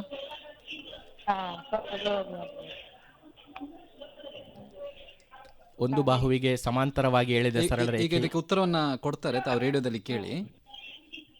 ಒಂದು ಬಾಹುವಿಗೆ ಸಮಾಂತರವಾಗಿ ಎಳೆದ ಸರಳ ರೇಖೆಯು ಉಳಿದೆರಡು ಬಾಹುಗಳನ್ನು ಸಮಾನುಪಾತದಲ್ಲಿ ವಿಭಾಗಿಸುತ್ತದೆ ಅಂತ ಸ್ವಲ್ಪ ಆ ಡೆಫಿನಿಷನನ್ನು ಶಾರ್ಟ್ ಮಾಡಬಹುದಷ್ಟೇ. ಆಮೇಲೆ ಏನು ಕಷ್ಟ ಇದೆ, ಒಂದು ತ್ರಿಭುಜವನ್ನು ತಗೊಂಡ್ರೆ ಇನ್ನೊಂದು ತ್ರಿಭುಜಕ್ಕೆ ಅದೇ ಅಪ್ಲೈ ಆಗೋದಲ್ವಾ. ಕೊನೆಗೊಂದು ಕಾರಣ ಬರಿಬೇಕಾಗ್ತದೆ, ಆ 2 ತ್ರಿಭುಜಗಳು ಯಾಕೆ ಸಮ ಅಂತ. ನೀವು ಅಷ್ಟನ್ನು ಅದು 4 ಮಾರ್ಕು ಸಿಗಬೇಕಾದ್ರೆ ಅದನ್ನು ಬರಿಬೇಕಾಗ್ತದೆ ನೀವು. ವಿದ್ಯಾರ್ಥಿಗಳೇ ಕರೆ ಮಾಡ್ತಾ ದಯವಿಟ್ಟು ರೇಡಿಯೋದಿಂದ ಸ್ವಲ್ಪ ದೂರ ಬಂದು ಮಾತಾಡಿ, ಮತ್ತು ಸ್ವಲ್ಪ ಗದ್ದಲ ಇರುವ ಕಡೆಯಿಂದ ಸ್ವಲ್ಪ ದೂರ ಬಂದು ಸ್ವಲ್ಪ ಶಾಂತ ಪರಿಸರಕ್ಕೆ ಬಂದು ಮಾತಾಡಿ. ನೀವು ಕರೆ ಮಾಡಬೇಕಾದಂಥ ದೂರವಾಣಿ ಸಂಖ್ಯೆಗಳನ್ನು ಮತ್ತೊಮ್ಮೆ ಹೇಳ್ತಾ ಇದ್ದೇನೆ. 22119999, ಮತ್ತೊಂದು ಸಂಖ್ಯೆ 22222611, ಇನ್ನೊಂದು ಸಂಖ್ಯೆ 22236111. ನಮ್ಮ STD ಕೋಡ್ ಸಂಖ್ಯೆ 0824. ಮೇಡಮ್, ತಾವು ಈಗ ಫಸ್ಟ್ ಚಾಪ್ಟರ್ ಬಗ್ಗೆ ಹೇಳ್ತಾ ಇದ್ರಿ, ಅಲ್ಲಿ ಏಕಪದೋಕ್ತಿ ಮತ್ತು ದ್ವಿಪದೋಕ್ತಿ ಇದರ ಬಗ್ಗೆ ಹೇಳ್ತಾ ಇದ್ರಿ. ಸರಿ. ಅದು ಅಭಾಗಲಬ್ಧ ಎಂದು ಸಾಧಿಸಂತ ಒಂದು ಪ್ರಶ್ನೆ ಆಯಿತು. ಇನ್ನು 2 ಅಂಕಕ್ಕೆ ಇನ್ನೊಂದು ಪ್ರಶ್ನೆ ಬರ್ತದೆ ಅದೇ ಪಾಠದಲ್ಲಿ. ಅಲ್ಲಿ ಒಂದು ಸೂತ್ರ ಇದೆ, ಎ ಮತ್ತು ಬಿಗಳ ಮ ಸಾ ಅ ಗುಣಿಸು ಎ ಮತ್ತು ಬಿಗಳ ಲ ಸಾ ಅ ಸಮ ಎ ಗುಣಿಸು ಬಿ ಅಂತ. ಆ ಸೂತ್ರಕ್ಕೆ ಸಂಬಂಧಿಸಿದಂತೆ ಒಂದು ಲೆಕ್ಕ ಬರುವಂತಹ ನಿರೀಕ್ಷೆ ಇದೆ. ಉದಾಹರಣೆಗೆ 2 ಸಂಖ್ಯೆಗಳ ಮ ಸಾ ಮತ್ತು ಲ ಸಾಗಳ ಗುಣಲಬ್ಧ 2016 ಆಗಿದೆ. ಅವುಗಳಲ್ಲಿ ಒಂದು ಸಂಖ್ಯೆ 42 ಆದರೆ ಇನ್ನೊಂದು ಸಂಖ್ಯೆಯನ್ನು ಕಂಡುಹಿಡಿಯಿರಿ. ಮತ್ತು ಇದು 3 ಅಂಕದ ಪ್ರಶ್ನೆ ಅಲ್ಲ, ಇದು 2 ಅಂಕದ ಪ್ರಶ್ನೆ. ಹಾಗಾಗಿ ನೇರ ಈ ರೀತಿಯ ಪ್ರಶ್ನೆಯನ್ನೇ ಕೇಳಬಹುದು. ಸೊ ಈ ರೀತಿಯಂಥ ಸಾಧ್ಯತೆಗಳಲ್ಲಿ ಜಾಸ್ತಿ ಇರ್ತದೆ ಅನ್ನೋಂಥದ್ದು. ಹೌದು. ಮುಂದಿನ ಚಾಪ್ಟರ್ ಬಗ್ಗೆ ಹೇಳೋದಾದರೆ ಇನ್ನೊಂದು ಬಹುಪದೋಕ್ತಿ, ಪಾಲಿನಾಮಿಯಲ್. ಶುರು ಮಾಡೋ ಮುಂಚೆ ಒಂದು ಪ್ರಶ್ನೆ ಇದೆ, ಕರೆ ಇದೆ. ಹಲೋ, ಪ್ರಶ್ನೆ ಕೇಳಿ. ಕೇಳಿಸ್ತಾ ಇದೆಯಾ? ಕೇಳಿ. ನಿರ್ದೇಶಾಂಕ ರೇಖಾಗಣಿತದಲ್ಲಿ ನಾವು ರೇಷಿಯೋ ಫೈಂಡ್ ಔಟ್ ಮಾಡ್ಲಿಕ್ಕೆ ಹೇಳಿದಾಗ m1 over m2 is equal to x1 minus x over x minus x2, m1 over m2 is equal to y1 minus y over y minus y2 ಸೂತ್ರ ಹಾಕ್ಬೋದಾ? ಖಂಡಿತ ಹಾಕ್ಬೋದು ಸರ್. ಯಾಕಂದರೆ ಆ ಡಿರೈವೇಷನ್ ಮಾಡುವಾಗ ಆ ಸೂತ್ರದಿಂದಲೇ ಅವರು ಬಂದಿದ್ದಾರೆ. ಅದರಿಂದ ಆ ಸೂತ್ರವನ್ನು ಬಳಸಿ ಸುಲಭದಲ್ಲಿ ಮಾಡಬಹುದು. 2 ಮಾರ್ಕ್ಸ್ ಕೊಡ್ತಾರ ಮಕ್ಕಳಿಗೆ? ಅದು ಈ ಸಲ ಅಲ್ಲಿ 3 ಮಾರ್ಕಿನ ಪ್ರಶ್ನೆ ಅಲ್ವಾ ಇರೋದು? ಕೊಡಲೇಬೇಕು ಸರ್. ಯಾಕಂದರೆ ಅದೇ ಫಾರ್ಮುಲಾ ಬಂದದ್ದೇ ಅಲ್ಲಿಂದ, ಅದರಿಂದ ಈಸಿ ಆಗುವಂಥದ್ದನ್ನು ಬಳಸಬಹುದು. ನಾವು ಕೂಡ ಮಕ್ಕಳಿಗೆ ಅದನ್ನು ಹೇಳ್ಕೊಳ್ತಾ ಇದ್ದೇವೆ. ರೆಫರ್ ಮಾಡ್ಬೋದು ಸರ್, ಖಂಡಿತ ಮಾಡ್ಬೋದು. ಓಕೆ, ಧನ್ಯವಾದಗಳು ಸರ್. ಅದೇ 2ನೇ ಚಾಪ್ಟರ್ ಬಗ್ಗೆ, ಅದೇ ಪಾಲಿನಾಮಿಯಲ್ಸ್, ಬಹುಪದೋಕ್ತಿ ಅಂತ 5 ಮಾರ್ಕಿನ ಕ್ವಶನ್ ಇಟ್ಟಿದ್ದಾರೆ. ಅಂದರೆ 1 ಮಾರ್ಕಿನ 2 ಪ್ರಶ್ನೆಗಳು ಮತ್ತು 3 ಮಾರ್ಕಿನ 1 ಪ್ರಶ್ನೆ. ಇಲ್ಲಿ 1 ಮಾರ್ಕಿನ 2 ಪ್ರಶ್ನೆ ಸುಲಭವಾಗಿ ಒಂದು ಗ್ರಾಫ್ ಕೊಟ್ಟಿರ್ತಾರೆ. ಅಂದರೆ ಪಿ ಆಫ್ ಎಕ್ಸ್ ಇದು Y equal to P of X, ಅದು ಕಟ್ ಆಗೋದು ಹೇಗೆ ಅಂತ. ಅದು ಯಾವುದು ಎಕ್ಸ್ ಆಕ್ಸಿಸ್ ಅನ್ನು ಕಟ್ ಮಾಡ್ತದೋ ಆ ಗ್ರಾಫ್, ಅಷ್ಟು ಅದಕ್ಕೆ ಝೀರೋಸ್ ಅಂದರೆ ಅಥವಾ ಅದಕ್ಕೆ ಆನ್ಸರ್ ಅಷ್ಟು ಅಂತ ಶೂನ್ಯತೆಗಳ ಸಂಖ್ಯೆ ಕೇಳ್ತಾರೆ. ಎಷ್ಟು ಎಕ್ಸ್ ಆಕ್ಸಿಸ್ ಅಲ್ಲಿ ಕಟ್ ಆಗಿದೆಯೋ ನೋಡಿಕೊಂಡು ಮಗು ಸುಲಭವಾಗಿ ಗುರುತಿಸಬಹುದು ಅಂತ ಒಂದು. ಅಥವಾ ಡಿಗ್ರಿ ಆಫ್ ದಿ ಈಕ್ವೇಷನ್, ಮಹತ್ತಮ ಘಾತ ಅಂತ. ಆ ಈಕ್ವೇಷನ್ ಅಲ್ಲಿ ಅದನ್ನು ಸ್ಟ್ಯಾಂಡರ್ಡ್ ಫಾರ್ಮ್ ಅಲ್ಲಿ ಕೊಡದಿದ್ರು ಎಲ್ಲಿ ಪವರ್ ಜಾಸ್ತಿ ಇದೆ, ಘಾತ ಜಾಸ್ತಿ ಇದೆ, ಆ ನಂಬರ್ ಬರೆದ್ರೆ ಆಯಿತು ಡಿಗ್ರಿ ಆಫ್ ದಿ ಈಕ್ವೇಷನ್. ಅದರಿಂದ ಸುಲಭದಲ್ಲಿ ಆ ಮಾರ್ಕನ್ನು ಪಡಿಬಹುದು. ಕೆಲವೊಂದು ಟೈಮಲ್ಲಿ ಈ ಶೂನ್ಯತೆಗಳ ಮೊತ್ತ, sum of roots, sum of product of root minus B by A, sum ಆದರೆ ಪ್ರಾಡಕ್ಟ್ ಆದರೆ ಸಿ ಬೈ ಎ, ಅದರ ಮೇಲಿನ ಪ್ರಶ್ನೆಗಳನ್ನು ನಿರೀಕ್ಷಿಸಬಹುದು. ಆ 1 ಮಾರ್ಕಿನ 2 ಪ್ರಶ್ನೆಯನ್ನು ಮಗು ಮಾಡಬಹುದು ಅಂತ. ಬಟ್ ಇನ್ನೊಂದು 3 ಮಾರ್ಕ್ ಇದ್ದಿದೆ ಅಲ್ಲಿ. ಅದೇ ಆಗ ಮೇಡಮ್ ಹೇಳಿದ್ರು ಅದನ್ನು, ಫೈಂಡ್ ದಿ ಝೀರೋಸ್ ಆ್ಯಂಡ್ ಆ ಸಂಬಂಧವನ್ನು ತಾಳೆ ನೋಡಿ ಅಂತ, relationship between coefficient and zeros ಅಂತ. ಶೂನ್ಯತೆಗಳನ್ನು ಕಂಡುಹಿಡಿದು ಅವುಗಳ ಸಹ ಸಂಬಂಧಗಳೊಟ್ಟಿಗೆ ಸಂಬಂಧವನ್ನು ಪರಿಶೀಲಿಸಿ ಅಂತ. ಅದು ಸಾಮಾನ್ಯ ಹಳೆ ಕ್ವಶನ್ ಪೇಪರ್ ನೋಡಿದರೆ ಕೆಲವೇ ಅಂಥದ್ದೇ ಲೆಕ್ಕಗಳು ರಿಪೀಟ್ ಆಗಿರ್ತವೆ. ಅದನ್ನು ಸ್ವಲ್ಪ ಗಮನಿಸಿಕೊಂಡ್ರೆ ಮಾಡಬಹುದು. ಅಥವಾ ಅವರೇ ಶೂನ್ಯತೆಗಳ ಮೊತ್ತ ಮತ್ತು ಗುಣಲಬ್ಧ ಕೊಟ್ಟು ಒಂದು ಬಹುಪದೋಕ್ತಿ ರಚಿಸಿ ಅಂತ ಮಾಡ್ತಾರೆ. ಆಗ x² minus alpha plus beta ಅಂದರೆ sum of roots into x plus alpha beta, ಅಲ್ಲಿ ಒಂದು ಮಧ್ಯದಲ್ಲಿ ಮೈನಸ್ ಚಿಹ್ನೆ ಬರ್ತದೆ ಅಂತ ಒಂದು ನೆನಪಿರಬೇಕು. ಅದನ್ನು ಹಾಕಿದರೆ ಅದನ್ನು ಕೂಡ ಅವರು ಸುಲಭದಲ್ಲಿ ಮಾಡಬಹುದು. ಸ್ವಲ್ಪ ಮಾತ್ರ ಪ್ರಯತ್ನ ಪಡಬೇಕಾಗ್ತದೆ ಈ ಮಾರ್ಕ್ ತೆಗಿಬೇಕಾದ್ರೆ. ಇನ್ನು ಮುಂದಕ್ಕೆ ಹೋಗೋದಾದರೆ 3ನೇ ಚಾಪ್ಟರಲ್ಲಿ ಮುಂದೆ 2 ಚರಾಕ್ಷರವುಳ್ಳ ರೇಖಾತ್ಮಕ ಸಮೀಕರಣಗಳ ಜೋಡಿಗಳು, pair of linear equations in 2 variables. ಈ ಪಾಠದಲ್ಲಿ ಇದು ಬಹಳ ಮುಖ್ಯವಾದ ಪಾಠ. ಒಟ್ಟಿಗೆ 8 ಅಂಕಗಳು ಈ ಪಾಠದಿಂದ ಬರ್ತವೆ. 4 ಪ್ರಶ್ನೆಗಳಿರ್ತವೆ. ಪಾಸ್ ಆಗುವವರಿಗೆ ಈ ಪಾಠದ 8 ಪ್ರಶ್ನೆಗಳನ್ನು ಕಲಿಯಲೇಬೇಕು. ಅದರಲ್ಲಿ 1 ಮಾರ್ಕಿನ 2 ಪ್ರಶ್ನೆಗಳಿರ್ತವೆ. ಆ ಪ್ರಶ್ನೆಗೆ ಮಕ್ಕಳು ಮುಖ್ಯವಾಗಿ ಆ ಪಾಠದಲ್ಲಿ ಒಂದು ಕೋಷ್ಟಕ ಇದೆ, ಟೇಬಲ್ ಕೊಟ್ಟಿದ್ದಾರೆ. ಅದು a1x plus b1y plus c1 ಸಮ 0 ಮತ್ತು a2x plus b2y plus c2 ಸಮ 0. ಈ 2 ಸಮೀಕರಣಗಳ ಸಹಗುಣಕಗಳ ನಡುವಿನ ಸಂಬಂಧ ಯಾವ ರೀತಿ ಇದ್ದಾಗ ಅಲ್ಲಿ ನಕ್ಷೆಯಲ್ಲಿ ರೇಖೆಗಳು ಯಾವ ರೀತಿ ಇರ್ತವೆ, ಅವುಗಳಿಗೆ ಪರಿಹಾರ ಸೊಲ್ಯೂಷನ್ಸ್ ಹೇಗಿರ್ತದೆ ಅನ್ನೋದ್ರ ಬಗ್ಗೆ ಒಂದು ಕೋಷ್ಟಕವನ್ನು ಕೊಟ್ಟಿದ್ದಾರೆ. ಅಲ್ಲಿ A1/A2 ಇದು B1/B2ಗೆ ಸಮ ಅಲ್ಲದೇ ಇದ್ದರೆ ರೇಖೆಗಳು ಇಂಟರ್ಸೆಕ್ಟ್ ಆಗ್ತವೆ, ಛೇದಿಸ್ತವೆ, ಅದಕ್ಕೆ ಯುನಿಕ್ ಸೊಲ್ಯೂಷನ್ ಆಗಿರ್ತದೆ. ಆಗ ಅವು ಕನ್ಸಿಸ್ಟೆಂಟ್ ಅಂದರೆ ಅವು ಸ್ಥಿರ ಅಂತ ಈ ರೀತಿ ನಾವು ಅಲ್ಲಿ ಕೋಷ್ಟಕದಲ್ಲಿ ನೋಡಬಹುದು. ಇದಕ್ಕೆ ಸಂಬಂಧಪಟ್ಟ ಹಾಗೆ ಖಂಡಿತವಾಗಿ 1 ಅಂಕದ 2 ಪ್ರಶ್ನೆಯನ್ನು ನಿರೀಕ್ಷಿಸಬಹುದು. ಡೈರೆಕ್ಟಾಗಿ ಕೇಳ್ಬೋದು, ಅವು ಒಂದೇ ಪರಿಹಾರ ಯುನಿಕ್ ಸೊಲ್ಯೂಷನ್ ಹೊಂದಿದ್ದರೆ ರೇಖೆಗಳು ಹೇಗಿರ್ತವೆ ಕೇಳಿದ್ರೆ ಛೇದಿಸುತ್ತವೆ ಅಂತ ಬರೆದ್ರಾಯಿತು. ಅದೇ ರೀತಿ ಇನ್ನೊಂದು ಕೆಯ ಬೆಲೆಯನ್ನು ಕಂಡುಹಿಡಿಯಿರಿ ಅನ್ನುವಂಥ ಪ್ರಶ್ನೆಯೂ ಬರಬಹುದು. ಉದಾಹರಣೆಗೆ 3x + 2ky = 2 ಮತ್ತು 2x + 5y + 1 = 0 ಈ ಸಮೀಕರಣಗಳ ಜೋಡಿಗಳನ್ನು ಪ್ರತಿನಿಧಿಸುವ ರೇಖೆಗಳು ಸಮಾಂತರವಾಗಿದ್ದರೆ ಕೆಯ ಬೆಲೆಯನ್ನು ಕಂಡುಹಿಡಿಯಿರಿ. ಆಗ ಸಮಾಂತರವಾಗಿದ್ದರೆ ಸಂಬಂಧ ಏನು ಅಂತ ನೋಡಿಕೊಂಡು A1/A2 = B1/B2 ಸಮನಲ್ಲ C1/C2 ಆಗಿರ್ತದೆ. ಮೊದಲ 2 ಸಂಬಂಧ ಮಾತ್ರ ಪರಿಗಣಿಸಿ A1/A2 = B1/B2 ಅಂತ ಮಾಡಿಕೊಂಡು ನಾವು ಈ ಕೆಯ ಬೆಲೆಯನ್ನು ಸುಲಭವಾಗಿ ಕಂಡುಹಿಡಿಬೋದು. ಹಾಗಾಗಿ ಈ ಕೋಷ್ಟಕವನ್ನು ಮಕ್ಕಳು ನೀಟಾಗಿ ಕಲಿತ್ಕೊಂಡ್ರೆ ಖಂಡಿತವಾಗಿ ಅವರಿಗೆ 2 ಮಾರ್ಕ್ ಸಿಗ್ತದೆ. ಆಮೇಲೆ ಇನ್ನು 2 ಮಾರ್ಕಿನ ಒಂದು ಪ್ರಶ್ನೆ ವರ್ಜಿಸುವ ವಿಧಾನ, ಕ್ಯಾನ್ಸಲೇಷನ್ ಮೆಥಡ್. ಅದರಲ್ಲಿ ಕೂಡ ಪ್ರಶ್ನೆಗಳು ತುಂಬ ಈವರೆಗೆ ನೋಡಿದಾಗೆ ತುಂಬ ಸುಲಭವಾಗಿರ್ತವೆ. ಸಹಗುಣಕಗಳನ್ನು ಪುನಃ ಗುಣಿಸಿಕೊಂಡು ಸರಿ ಮಾಡಿಕೊಳ್ಬೇಕು ಅನ್ನುವಂಥದ್ದನ್ನು ಕೊಡುವ ಚಾನ್ಸಸ್ ತುಂಬ ಕಡಿಮೆ, ನೇರ ಕ್ಯಾನ್ಸಲ್ ಆಗುವಂಥದ್ದೇ ಕೊಟ್ಟಿರ್ತಾರೆ. ಹಾಗಾಗಿ ವರ್ಜಿಸುವ ವಿಧಾನವನ್ನು ಮಕ್ಕಳು ಖಂಡಿತ ಚೆನ್ನಾಗಿ ಪ್ರಾಕ್ಟೀಸ್ ಮಾಡಲೇಬೇಕು. ಅದೇ ರೀತಿ ಈಗಾಗಲೇ ಸರ್ ಹೇಳಿದ್ದಾರೆ, ಗ್ರಾಫ್ ನಕ್ಷಾ ವಿಧಾನ ತುಂಬ ಸುಲಭ. 2x + y = 8, x - y = 1 ಈ ರೀತಿ 2 ಸಮೀಕರಣಗಳಲ್ಲಿ ಒಂದು ಸಮೀಕರಣವಂತೂ ತುಂಬ ಸುಲಭ ಕೊಟ್ಟಿರ್ತಾರೆ. ಅಂದರೆ x ಮತ್ತು yಗಳಿಗೆ ಒಂದೇ ಸಹಗುಣಕ ಇರುವಂಥದ್ದನ್ನೇ ಕೊಟ್ಟಿರ್ತಾರೆ. ಇನ್ನೊಂದು ಸ್ವಲ್ಪ, ಅದು ಕೂಡ ಇತ್ತೀಚೆಗೆ x ಮತ್ತು y ಎರಡಕ್ಕೂ ಸಹಗುಣಕ ಇದ್ದಂತಹ ಪ್ರಶ್ನೆ ಬಂದದ್ದು ತುಂಬ ಕಡಿಮೆ. ಹಾಗಾಗಿ ತುಂಬ ಸುಲಭ ಇರ್ತದೆ. 2x + y = 8 ಅನ್ನುವ ಸಮೀಕರಣವನ್ನಂತೂ ತುಂಬ ವರ್ಷ ಕೇಳಿದ್ದಾರೆ. ಹಾಗಾಗಿ ಈ ಗ್ರಾಫಿಗೆ 4 ಅಂಕಗಳನ್ನು ವಿದ್ಯಾರ್ಥಿ ಗಳಿಸಲೇಬೇಕು. ಈಗ ಇನ್ನೊಂದು ಕರೆ ಇದೆ. ಹಲೋ ಹಲೋ ಹಲೋ, ನಮಸ್ತೆ. ನಿಮ್ಮ ಹೆಸರು, ಎಲ್ಲಿಂದ ಕರೆ ಮಾಡ್ತಾ ಇದ್ದೀರಾ? ರಕ್ಷಯನ್ ಎಸ್ಡಿಎಂ ಬೆಳಾಲ್. ಕೇಳಿ. ಹೇಳಮ್ಮ. ತ್ರಿಕೋನಮಿತಿ ಅನ್ವಯಗಳ ಪಾಠದಿಂದ ಬರೋ ಕ್ವಶನ್ಗೆ ಡ್ರಾಯಿಂಗ್ ಕೊಟ್ಟಿರ್ತಾರೆ ಅಥವಾ ನಾವೇ ಮಾಡಬೇಕಾ? ಇತ್ತೀಚಿನ ವರ್ಷಗಳಲ್ಲಿ ಅದಕ್ಕೆ ಚಿತ್ರ ಕೊಟ್ಟಿರ್ತಾರೆ. ಅದರಿಂದ ಈ ವರ್ಷವೂ ಅದನ್ನು ಮಾಡೆಲ್ ಪೇಪರಲ್ಲಿ ನೋಡಿದ ಹಾಗೂ ಇದಕ್ಕೆ ಚಿತ್ರ ಕೊಟ್ಟಿರ್ತಾರೆ ಖಂಡಿತ. ಆಯ್ತು. ಮತ್ತೆ ಆರ್ ಕ್ವಶನ್ ಬರೋದು ಸೇಮ್ ಪಾಠದಿಂದ ಇರ್ತದಾ ಅಥವಾ ಬೇರೆದಿಂದ ಬರ್ತದಾ? ಸೇಮ್ ಪಾಠದಿಂದ. ಅಲ್ಲಿ ಆ ಪ್ರಶ್ನೆಗೆ ಆರ್ ಇದ್ರೆ ಅದೇ ಪಾಠದಿಂದ ಬರೋದು ಆರ್ ಕ್ವಶನ್. ಬೇರೆ ಬರಲ್ವಾ? ಬೇರೆ ಬರೋಲ್ಲ. ಅಂದರೆ ಅದಕ್ಕೆ ಕೊಟ್ಟಿದ್ರೆ ಅಲ್ಲಿ ಯಾವುದು ಪರ್ಟಿಕ್ಯುಲರ್ ಅಂತ ಹೇಳಲಿಲ್ಲ. ಬಟ್ ಎಲ್ಲ ಮಾಡೆಲಲ್ಲಿ ಇದೆಯಾ? ಇಲ್ಲ. ಒಂದು ಮಾಡೆಲಲ್ಲಿ ಒಂದೇ ಪ್ರಶ್ನೆ ಇದೆ, ಅದು ಆರ್ ಇಲ್ಲ. ಬಟ್ ಆ ಪಾಠದಿಂದ ಆರ್ ಕೇಳಿದರೆ ಅದೇ ಪಾಠದಿಂದ ಕೇಳೋದು, ಇನ್ನೊಂದು ಪಾಠದಿಂದ ಕೇಳೋದಿಲ್ಲ.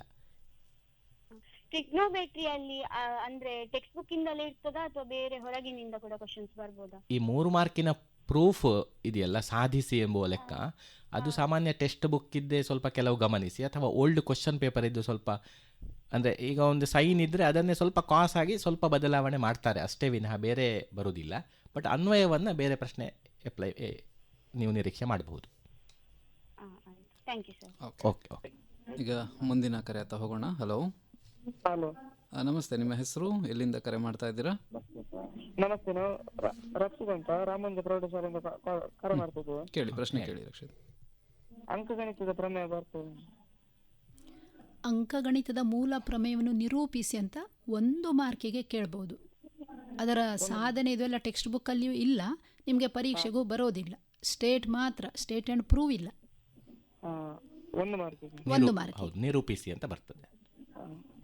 2 + √5 ಅದನ್ನು ಅಭಾಗಲಬ್ಧ ಎಂದು ಸಾಧಿಸಿ ಅಂತ. ಅದು ಖಂಡಿತ ಒಂದು ನಿರೀಕ್ಷಿಸಬಹುದು, ಅಭಾಗಲಬ್ಧ. ಈಗ ಮಾಡೆಲಲ್ಲಿ ಗಮನಿಸಿದರೆ 1ರಲ್ಲಿ ಯಾವುದೋ √5 ಸಾಧಿಸಿ ಏನೋ ಇದೆ, ಅದು ಒಂದೇ ಥರ ಮಗು. ಅದನ್ನು ಆ ವಾಕ್ಯಗಳೆಲ್ಲ ಚೇಂಜ್ ಆಗೋದಿಲ್ಲ, ನಂಬರ್ ಮಾತ್ರ ಚೇಂಜ್ ಆಗೋದು. ಈಗ 3 + √5 ಅಭಾಗಲಬ್ಧ ಸಂಖ್ಯೆ ಎಂದು ಸಾಧಿಸಿ ಅಂತ ಪ್ರಶ್ನೆಯನ್ನು ಖಂಡಿತ ನಿರೀಕ್ಷೆ ಮಾಡಬಹುದು.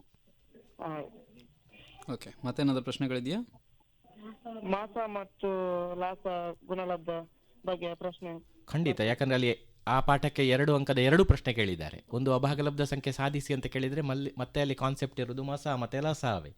ಅದರಿಂದ ನೇರ ಅಂಕೆಗಳನ್ನು ಕೊಟ್ಟು ಮಸಾಲ ಸಾನ್ನು ಅಪವರ್ತನ ವಿಧಾನದಿಂದ ಕಂಡುಹಿಡಿಯಿರಿ ಅಂತ ಕೇಳಬಹುದು, ಅಥವಾ ಅದರ ಗುಣಲಬ್ಧ ಕೊಟ್ಟು ಇನ್ನೊಂದು ಸಂಖ್ಯೆ ಕಂಡುಹಿಡಿಯಿರಿ ಅಂತ ಕೇಳಬಹುದು, ಮಸ ಕೊಟ್ಟು ಲಸ ಕಂಡುಹಿಡಿಯಿರಿ ಅಂತಲೂ ಕೇಳಬಹುದು.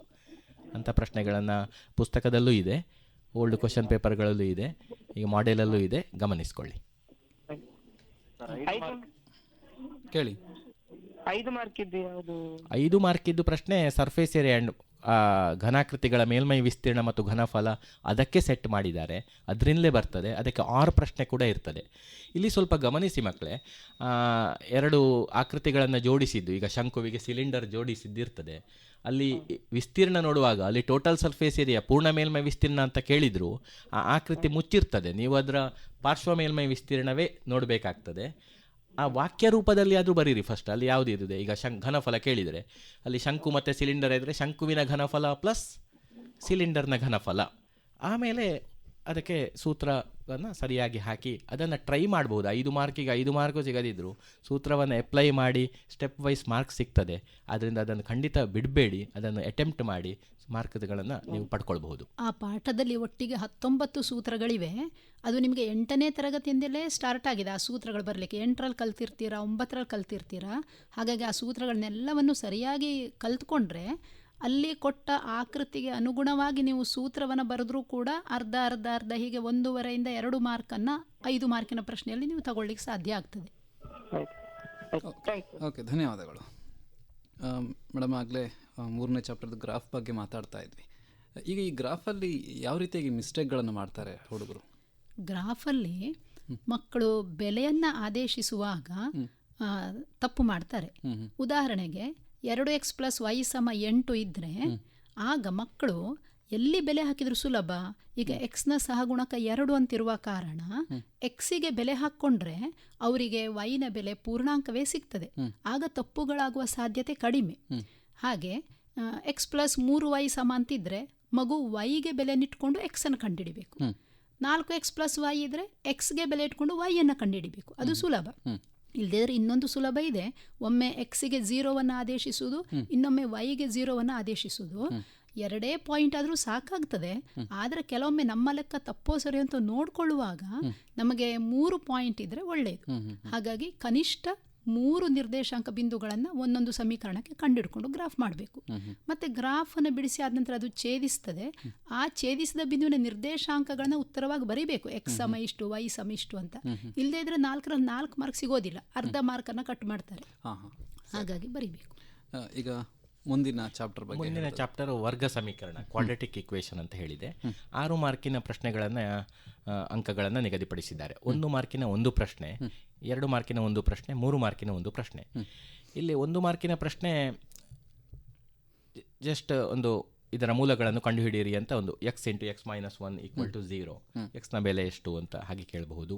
ಅಥವಾ ಮೊನ್ನೆ ಮಾಡೆಲಲ್ಲಿ ನೋಡಿದ ಹಾಗೆ ಆಯತದ ಉದ್ದವು ಅಗಲದ 2ರಷ್ಟಿದೆ, ಇದನ್ನು ಸಮೀಕರಣ ರೂಪದಲ್ಲಿ ಬರೀರಿ ಅಂತ. ಅಂದರೆ ಅದು 3 ಮಾರ್ಕಿನ ಪ್ರಶ್ನೆ ಇದ್ದೆ, ಇಲ್ಲಿ 1 ಮಾರ್ಕಿಗೆ ಜಸ್ಟ್ ಸಮೀಕರಣ ಬರೀರಿ ಅಂತ ಕೇಳಿದಂತ. ಅಥವಾ ಮೂಲಗಳ ಸ್ವಭಾವ ಬರೆಯಿರಿ, ಅಥವಾ ಅಂದರೆ 3 ಅಲ್ಲಿದೆ ಶೋಧಕ, ಅಂದರೆ ಡಿಸ್ಕ್ರಿಮಿನೆಂಟ್, b² - 4ac ಅಂತ = 0 ಆಗಿದ್ರೆ ಮೂಲಗಳು ಸಮವಾಗಿರ್ತವೆ, ವಾಸ್ತವ ಮತ್ತು ಸಮ, ರಿಯಲ್ ಆ್ಯಂಡ್ ಈಕ್ವಲ್.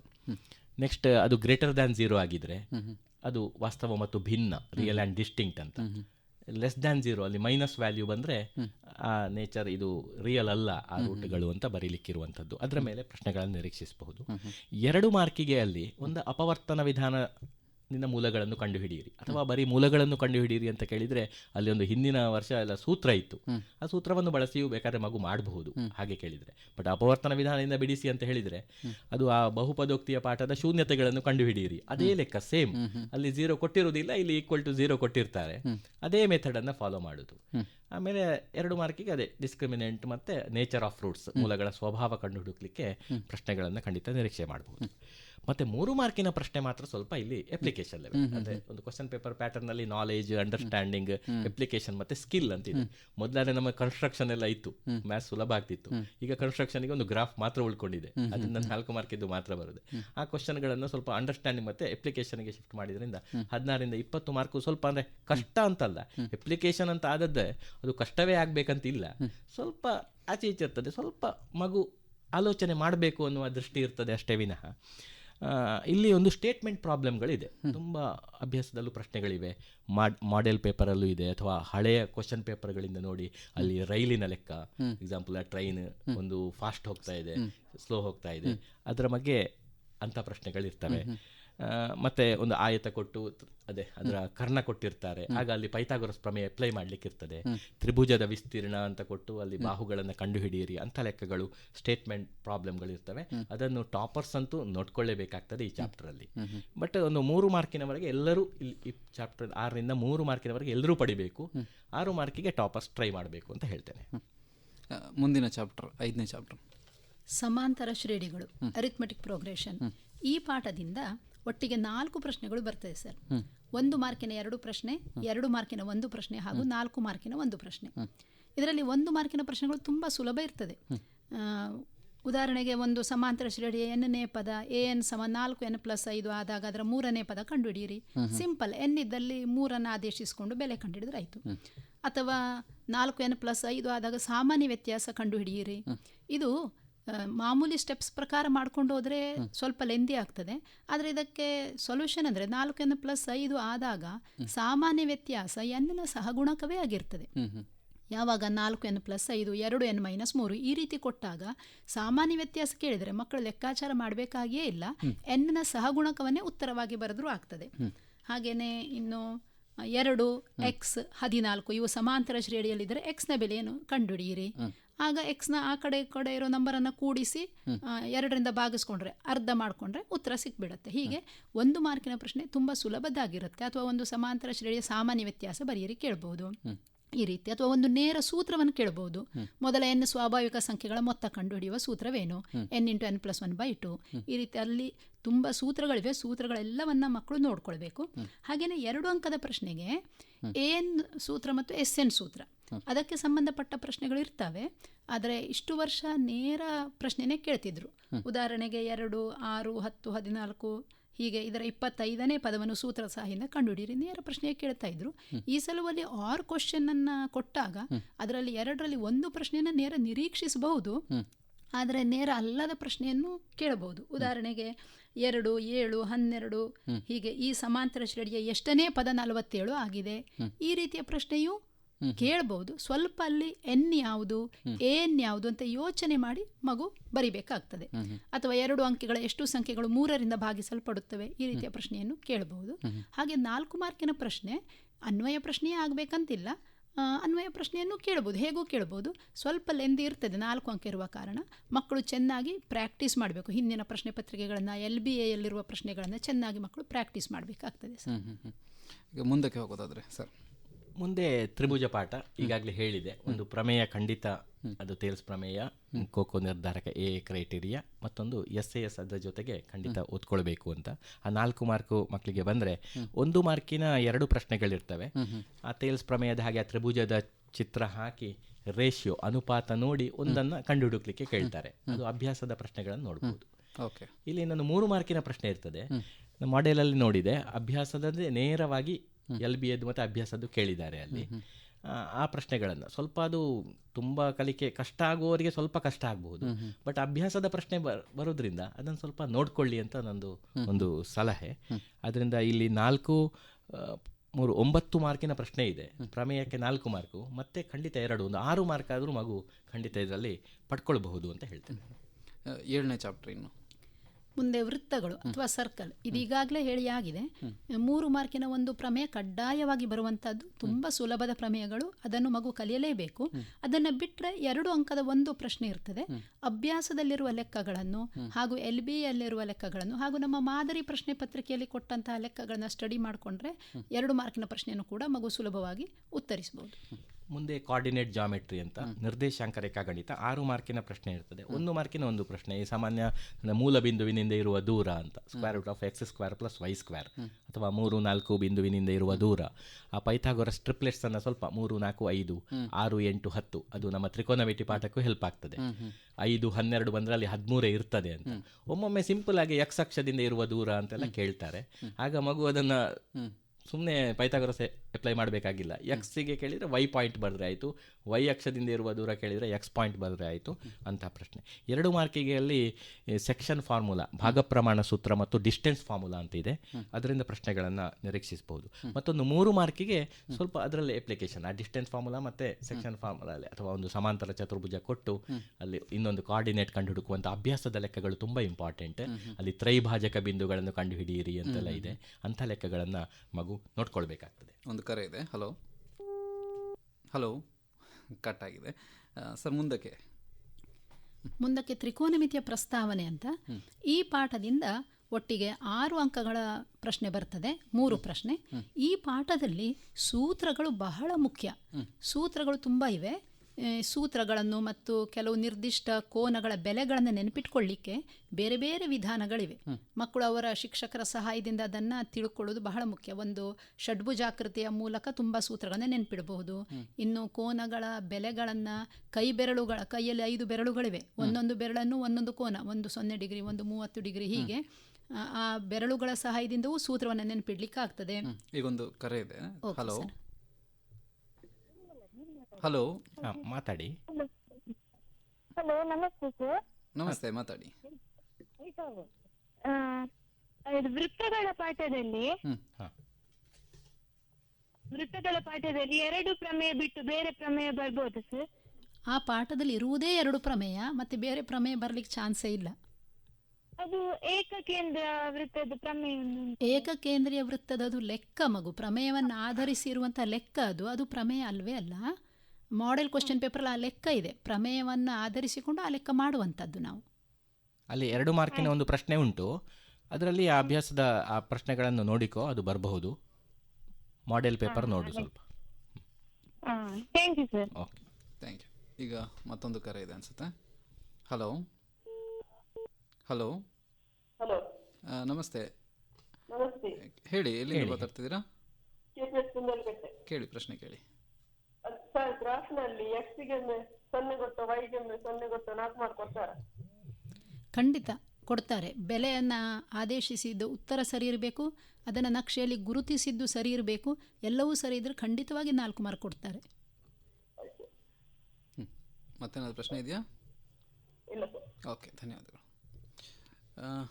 ಈಗ ಮೇಡಮ್ ಹೇಳೋದಾದ್ರೆ ಆವಾಗಲೇ ಮಾತಾಡ್ತಾ ಇದ್ವಿ. ಈಗ ಇನ್ನು ಪ್ರಮೇಯದ ಬಗ್ಗೆ ಹೇಳೋದಾದ್ರೆ, ಈ ಪ್ರಮೇಯಗಳು ಯಾವ ರೀತಿಯಾಗಿ ಆನ್ಸರ್ ಮಾಡಬೇಕಾಗುತ್ತೆ? ಅದಕ್ಕೆ ಏನಾದರೂ ಸ್ಟೆಪ್ಗಳನ್ನು ಫಾಲೋ ಮಾಡಬೇಕಾಗ್ತದಾ, ಹೇಗೆ? ಪ್ರಮೇಯಕ್ಕೆ ಮೊದಲಿಗೆ ಸ್ಟೇಟ್ಮೆಂಟ್, ಹೇಳಿಕೆಯನ್ನು ಬರೀಬೇಕು. ಆಮೇಲೆ ಹೇಳಿಕೆಯನ್ನು ಆಧರಿಸಿ ಹೇಳಿಕೆಯಲ್ಲಿ ಮೊದಲಿನ ಅರ್ಧ ಪಾರ್ಟ್ ದತ್ತಾಂಶ ಆಗಿರ್ತದೆ, ಕೊನೆಯ ಅರ್ಧ ಪಾರ್ಟ್ ನಾವು ಸಾಧಿಸಬೇಕಾಗಿರುವ ಪಾರ್ಟ್ ಆಗಿರ್ತದೆ. ಆ ಹೇಳಿಕೆ ಮೊದಲಿನ ಅರ್ಧಾಂಶವನ್ನು ಆಧರಿಸಿ ಚಿತ್ರವನ್ನು ಬಿಡಿಸ್ಕೊಳ್ಬೇಕು. ಚಿತ್ರವನ್ನು ಬಿಡಿಸ್ಕೊಂಡು ಆ ಚಿತ್ರವನ್ನು ನೋಡಿಕೊಂಡು ದತ್ತ ಸಾಧನೀಯ ಎಲ್ಲ ಬರೀತಾ ಹೋಗಬೇಕು. ಫಸ್ಟಿಗೆ ಚಿತ್ರ, ಆಮೇಲೆ ದತ್ತ, ಆಮೇಲೆ ಸಾಧನೀಯ, ಆಮೇಲೆ ಕೆಲವು ಪ್ರಮೇಯಗಳನ್ನು ಸಾಧಿಸಬೇಕಾದ್ರೆ ನಾವು ರಚನೆ ಮಾಡ್ಕೊಳ್ಬೇಕಾಗ್ತದೆ, ಕನ್ಸ್ಟ್ರಕ್ಷನ್ ಮಾಡ್ಕೊಳ್ಬೇಕಾಗ್ತದೆ. ಹಾಗೆ ಕನ್ಸ್ಟ್ರಕ್ಷನ್ ಮಾಡಿಕೊಂಡು ನೆಕ್ಸ್ಟ್ ರಚನೆ ಬರೀಬೇಕು, ಆಮೇಲೆ ಸಾಧನೆ ಬರೀಬೇಕು. ಸಾಧನೆಯನ್ನು ಬರೆಯುವಾಗ ಪ್ರತಿಯೊಂದು ಹಂತವನ್ನು ಬರೀತಾ ಅದು ಯಾಕೆ ಹಾಗೆ ಅಂತ ಕಾರಣವನ್ನು ಕೊಡ್ತಾ ಬರೀತಾ ಹೋಗಬೇಕು. ಸಾಧನೆಯ ಕೊನೆಯ ಸ್ಟೆಪ್ ಆಗುವಾಗ ನಮಗೆ ಸಾಧನೆಯಲ್ಲಿ ಏನಿದೆಯೋ ಸಾಧನೀಯದಲ್ಲಿರುವಂಥದ್ದೇ ಸಿಗ್ತದೆ ನಮಗೆ. ಇಂಪಾರ್ಟೆಂಟ್ ಅಂದರೆ ಕೆಲವು ಮಕ್ಕಳು ಚಿತ್ರವನ್ನೇ ಬಿಡಿಸದೆ ಇಡೀ ಪ್ರಮೇಯ ಮಾಡಿರ್ತಾರೆ. ಚಿತ್ರವನ್ನು ಬಿಡಿಸದೇ ಇದ್ದರೆ ಆ ಪ್ರಮೇಯ ಸಾಧಿಸಕ್ಕೆ ಅವರಿಗೆ 0 ಮಾರ್ಕ್ಸ್. ಬೇರೆ ಎಲ್ಲ ವಿವರಣೆ ಸರಿ ಇದ್ರೂ ಕೂಡ ಚಿತ್ರ ಇಲ್ಲದೇ ಇದ್ದರೆ ಅಥವಾ ಚಿತ್ರ ತಪ್ಪಾದರೆ, ಚಿತ್ರದಲ್ಲಿ ಅಕ್ಷರಗಳನ್ನು ಬರೆಯುವ ಪ್ಲೇಸ್ ಆಚೆ ಈಚೆ ಆದರೆ ಆಗ ಕೂಡ ಅವರು ಮಾರ್ಕನ್ನು ಪೂರ್ಣವಾಗಿ ಕಳ್ಕೊಳ್ತಾರೆ. ಈಗ ಟೆಕ್ಸ್ಟ್ ಬುಕ್ಕಲ್ಲಿರುವ ಅಕ್ಷರವನ್ನೇ ಕೊಡಬೇಕಂತಿಲ್ಲ, ಅವರು ಬೇರೆ ಅಕ್ಷರಗಳನ್ನು ಕೊಟ್ಟು ಪ್ರಮೇಯವನ್ನು ಮಾಡಬಹುದು, ಮಾಡಬೇಕು ನಿಜವಾಗಿ. ಆದರೆ ಆ ಚಿತ್ರಕ್ಕೆ ಸರಿಯಾಗಿ ವಿವರಣೆ ಇರಬೇಕಾಗ್ತದೆ. ಹಾಗಾಗಿ ಚಿತ್ರಕ್ಕೂ ಅರ್ಧ ಮಾರ್ಕು, ದತ್ತಾಂಶ ಬರ್ದದಕ್ಕೆ ಅರ್ಧ ಮಾರ್ಕು, ಸಾಧನೆಯಕ್ಕೆ ಅರ್ಧ ಮಾರ್ಕು, ಹಾಗೆ ಇದೆ. ಮತ್ತೆ ಸಾಧನೆಗೆ 2 ಮಾರ್ಕು, ಹಾಗೆ ಅದು ಪ್ರಮೇಯವನ್ನು ಸಾಧಿಸುವುದು. ಈಗ ಕಡೆಯದಾಗಿ ಕೇಳೋದ್ರೆ ಇನ್ನು ಕೆಲವು ತಿಂಗಳುಗಳಷ್ಟೇ ಉಳಿದಿದೆ. ಸೊ ಈ ಸಂದರ್ಭದಲ್ಲಿ ಮಕ್ಕಳು ಯಾವ ರೀತಿಯಾಗಿ ಈ ಒಂದು ಗಣಿತ ವಿಷಯವನ್ನು ಪ್ರಿಪೇರ್ ಆಗಬೇಕು, ಯಾವ ರೀತಿಯಾಗಿ ಅದಕ್ಕೆ ಅವರು ತಯಾರಾಗಬೇಕಾಗತ್ತೆ, ಅವರ ಅಭ್ಯಾಸ ಹೇಗಿರಬೇಕಾಗುತ್ತೆ, ಸಂಕ್ಷಿಪ್ತವಾಗಿ ಹೇಳೋದಾದರೆ? ಮುಖ್ಯವಾಗಿ ಗಣಿತದಲ್ಲಿ ಸೂತ್ರಗಳು, ಎಲ್ಲ ಪಾಠಗಳಲ್ಲಿ ಸೂತ್ರಗಳಿವೆ. ಆ ಸೂತ್ರಗಳನ್ನು ನಾವೆಲ್ಲ ಲಿಸ್ಟ್ ಮಾಡಿದರೆ 2 ಪುಟಗಳಲ್ಲಿ ಇಡೀ ಟೆಕ್ಸ್ಟ್ ಬುಕ್ನ ಎಲ್ಲ ಸೂತ್ರಗಳನ್ನು ಪಟ್ಟಿ ಮಾಡ್ಬೋದು. ಹಾಗೆ ಸೂತ್ರಗಳನ್ನು ಪಟ್ಟಿ ಮಾಡಿಕೊಂಡು ಪ್ರತಿನಿತ್ಯ ಅದನ್ನು ಕಲಿಬೇಕು. ಇಲ್ಲದಿದ್ದರೆ ಮಗು ಅದು ಓದುವ ಕೊಠಡಿಯಲ್ಲಿ ಅದರದ್ದು ಸೂತ್ರಗಳದೊಂದು ಚಾರ್ಟ್ ಮಾಡಿ ಗೋಡೆಗೆ ಹಾಕ್ಕೊಂಡು ಪ್ರತಿದಿನ ಅದನ್ನು ನೋಡ್ತಾ ಇದ್ದರೆ ಆ ಸೂತ್ರಗಳನ್ನು ಮಗು ಆಟೋಮೆಟಿಕ್ ಆಗಿ ತನ್ನಷ್ಟಕ್ಕೆ ಕಲೀಲಿಕ್ಕೆ ಸಾಧ್ಯ ಇದೆ. ಆಮೇಲೆ ಪ್ರತಿದಿನ ಒಂದು ನಿರ್ದಿಷ್ಟ ಸಮಯವನ್ನು ಫಿಕ್ಸ್ ಮಾಡಿಕೊಂಡು ಕನಿಷ್ಠ 1 ಗಂಟೆ, ಗಣಿತ ಕಷ್ಟ ಅನ್ನುವರು ಸ್ವಲ್ಪ ಜಾಸ್ತಿ ಸಮಯ. ಹೀಗೆ ಕನಿಷ್ಠ 1 ಗಂಟೆ ಆದರೂ ಗಣಿತವನ್ನು ಮಕ್ಕಳು ಪ್ರಾಕ್ಟೀಸ್ ಮಾಡಲೇಬೇಕು. ಮತ್ತೊಮ್ಮೆ ಹೇಳ್ತಾ ಇದ್ದೇನೆ, ಪ್ರಾಕ್ಟೀಸ್ ಮೇಕ್ಸ್ ಮ್ಯಾಥ್ಸ್ ಪರ್ಫೆಕ್ಟ್ ಅಂತ. ಮತ್ತು ಕ್ವಶನ್ ಪೇಪರನ್ನು ನೋಡಿ ಬರೆಯುವಾಗ ಚಿಹ್ನೆ ಅಲ್ಲಿ ಪ್ಲಸ್ ಇದ್ರೆ ಮಕ್ಕಳು ಮೈನಸ್ ಹಾಕೊಂಡು ತಪ್ಪು ಮಾಡ್ತಾರೆ, ಅಥವಾ ಸಾಲ್ವ್ ಮಾಡ್ತಾ ಮಾಡ್ತಾ ಮೈನಸ್ ಚಿಹ್ನೆ ಬಿಟ್ಟುಬಿಡ್ತಾರೆ, ಅಥವಾ 2 × 3 5 ಅಂತ ಮಾಡಿಬಿಡ್ತಾರೆ. ಈ ರೀತಿ ಸಿಲ್ಲೆ ಮಿಸ್ಟೇಕ್ಸ್ ಮಾಡಬಾರ್ದು. ಇನ್ನೊಂದು, ಬೇರೆ ವಿಷಯಕ್ಕೂ ಗಣಿತ ವಿಷಯಕ್ಕೂ ವ್ಯತ್ಯಾಸ ಮುಖ್ಯವಾದದ್ದಂದರೆ, ನಮ್ಮ ಗಣಿತದಲ್ಲಿ ಮಕ್ಕಳು ಯಾವ ಸ್ಟೆಪ್ ತಪ್ಪು ಮಾಡ್ತಾರೋ ಅದಕ್ಕಿಂತ ಮುಂದೆ ಮಾರ್ಕನ್ನು ಪಡೀಲಿಕ್ಕೆ ಸಾಧ್ಯವೇ ಇಲ್ಲ. ಬೇರೆ ವಿಷಯದಲ್ಲಿ ಉದಾಹರಣೆಗೆ ಸಮಾಜದಲ್ಲಿ ಒಂದು ಉತ್ತರಕ್ಕೆ 6 ಪಾಯಿಂಟ್ಸ್ ಇದ್ದರೆ ಮಗು ಮೊದಲಿನ 2 ಪಾಯಿಂಟ್ಸ್ ತಪ್ಪು ಮಾಡಿ ಕೊನೆಯ 4 ಪಾಯಿಂಟ್ಸ್ ಸರಿಯಾಗಿ ಬರೆದ್ರೆ ಆ 4 ಪಾಯಿಂಟ್ಸಿಗೆ ಮಾರ್ಕ್ ಸಿಗುತ್ತೆ. ನಮ್ಮ ಮ್ಯಾಥ್ಸಲ್ಲಿ ಮಗು 2ನೇ ಸ್ಟೆಪ್ ತಪ್ಪು ಮಾಡಿದರೆ ಮುಂದಿನ ಯಾವ ಹಂತಕ್ಕೂ ಮಾರ್ಕ್ ಸಿಗೋದಿಲ್ಲ. ಆದ್ದರಿಂದ ತುಂಬ ಕೇರ್ಫುಲ್ಲಾಗಿ ಮಗು ಮಾಡಬೇಕಾಗ್ತದೆ. ಸರ್, ತಾವೇನಾದರೂ ಹೇಳೋದಿದ್ರೆ? ಮತ್ತೆ ಅದೇ ಪರೀಕ್ಷೆ ಬರೆಯುವುದು ಸ್ಕಿಲ್, ಆಗ ಹೇಳಿದೆ ನಾನು. ಗೊತ್ತಿದ್ದ ಪ್ರಶ್ನೆಗಳಿಗೆ ಮೊದಲು ಬರೀರಿ ಮಕ್ಕಳೇ. ಇನ್ನು ಸುಮಾರು 85 ದಿನಗಳಿದೆ ಫೈನಲ್ ಎಕ್ಸಾಮಿಗೆ ಲೆಕ್ಕ ಹಾಕಿದರೆ. ಅದರ ಮೊದಲು 3 ಪ್ರಿಪ್ರೇಟರಿ ಆಗ್ತದೆ. ಅದು ಬಹಳ ಇಂಪಾರ್ಟೆಂಟ್. ಆ ಕ್ವಶನ್ ಪೇಪರ್ಗಳು ನೀವೇ, ಯಾಕಂದರೆ ಬೋರ್ಡ್ನವರೇ ಅಲ್ಲಿಂದ ಮಾಡಿರ್ತಾರೆ ಆ ಪೇಪರ್ಗಳನ್ನು. ಅದರಿಂದ ಅದನ್ನು ನೋಡಿಕೊಂಡು ನೀವು, ನಿಮಗೆ ಯಾವುದು ಸುಲಭ, ನಿಮಗೆ ಸುಲಭ ಆದದ್ದು ಇನ್ನೊಬ್ಬನಿಗೆ ಕಷ್ಟ ಇರಬಹುದು, ಇನ್ನೊಬ್ಬನಿಗೆ ಕಷ್ಟ ಇದ್ದ ನಿಮಗೆ ಸುಲಭ ಇರ್ಬೋದು. ನಿಮಗೆ ಯಾವುದು, ಇನ್ನೊಬ್ಬರ ಜೊತೆ ಕಂಪೇರ್ ಮಾಡಬೇಡಿ, ಅವನು ಅಷ್ಟು ಮಾರ್ಕ್ ತೆಗೆದ ಇಷ್ಟು ಮಾರ್ಕ್ ತೆಗೆದ ಅಂತ. ನೀವು ಇಷ್ಟು ಗುರಿ ಇಟ್ಟುಕೊಳ್ಳಿ, ಅದಕ್ಕೋಸ್ಕರ ನೀವು ಪ್ರಯತ್ನ ಪಡಿ, ಸ್ವಲ್ಪ ಬರೆದು ಕಲಿರಿ. ಖಂಡಿತ ಈ ಸಲ ಅಂತೂ ಸ್ವಲ್ಪ ಕಳೆದ ವರ್ಷಕ್ಕಿಂತ ಚಾಪ್ಟರ್ ವೈಸ್ ಕೊಟ್ಟದ್ರಿಂದ ಅದು ಸುಲಭ ಆಗಿದೆ. ಅದೇ ಪಾಠದಿಂದ ಅದೇ ಪ್ರಶ್ನೆಗಳು ಗೆಸ್ ಮಾಡೋದ್ರಿಂದ ನಾವು ಈಗ ಹೇಳಿದ ರೀತಿಯಲ್ಲೇ ನೀವು ಕಲಿರಿ, ಯಶಸ್ಸು ನಿಮ್ಮದಾಗ್ತದೆ. ಖಂಡಿತ ಚೆನ್ನಾಗಿ ಬರೀರಿ. ನಿಮಗೆ ಆಲ್ ದ ಬೆಸ್ಟ್. ಧನ್ಯವಾದಗಳು ಇಬ್ಬರಿಗೂ ಕೂಡ ಕಾರ್ಯಕ್ರಮದಲ್ಲಿ ಭಾಗವಹಿಸಿದ್ದಕ್ಕಾಗಿ. Thank you sir. Thank you sir. MRPL ಬಾನುಲಿ ಶಾಲೆ ಎಸ್ಎಸ್ಎಲ್ಸಿ ಪರೀಕ್ಷಾ ಸಿದ್ಧತೆಯ ಕುರಿತು ನೇರ ಫೋನ್ ಇನ್ ಕಾರ್ಯಕ್ರಮ ಪ್ರಸಾರವಾಯಿತು. ಗಣಿತದ ಕುರಿತಾಗಿ ವಿದ್ಯಾರ್ಥಿಗಳ ಪ್ರಶ್ನೆಗಳಿಗೆ ಉತ್ತರಿಸಿದವರು ಸರಕಾರಿ ಪ್ರೌಢಶಾಲೆ ನಿಡ್ಲೆ ಇಲ್ಲಿನ ಸಹಶಿಕ್ಷಕರಾದ ಶರತ್ ಕುಮಾರ್ ತುಳುಪುಳೆ ಮತ್ತು ಸರಕಾರಿ ಪ್ರೌಢಶಾಲೆ ಹಳೆಪೇಟೆ ಉಜಿರೆ ಇಲ್ಲಿನ ಸಹಶಿಕ್ಷಕಿಯಾದ ವೀಣಾ ಶಾನುಭಾಗ್. ಕಾರ್ಯಕ್ರಮವನ್ನು ನಡೆಸಿಕೊಟ್ಟವರು ಲತೀಶ್ ಪಾಲ್ದನೆ. ತಾಂತ್ರಿಕ ನೆರವು ಹರೀಶ್ ಆಚಾರ್ ಸುರ್ಪು, ಜಿಶಾ ಕೆಎಂ, ಮನೋಜ್ ಕುಮಾರ್ ಮುಳಿಹಿತ್ಲು ಹಾಗೂ ಅನಿಲ್ ರೈ. ಈ ಕಾರ್ಯಕ್ರಮದ ಪ್ರಾಯೋಜಕರು ಎಂಆರ್ಪಿಎಲ್ ಮಂಗಳೂರು. ಬಾನುಲಿ ಶಾಲೆ ಬಾನತರಂಗದ ಶಾಲೆ, ಕಲಿಕೆಯ ಶಾಲೆ ಜ್ಞಾನ ಗಂಗೆಯ ಶಾಲೆ. ಬಾನುಲಿ ಶಾಲೆ ಬಾನತರಂಗದ ಶಾಲೆ, ಕಲಿಕೆಯ ಶಾಲೆ ಜ್ಞಾನ ಗಂಗೆಯ ಶಾಲೆ. ಕಲಿಯೋಣ ಬನ್ನಿ ಗೆಳೆಯರೇ, ತಿಳಿಯೋಣ ಬನ್ನಿ ಗೆಳೆಯರೇ, ಕಲಿಯೋಣ ಬನ್ನಿ ಗೆಳೆಯರೇ, ತಿಳಿಯೋಣ ಬನ್ನಿ ಗೆಳೆಯರೇ.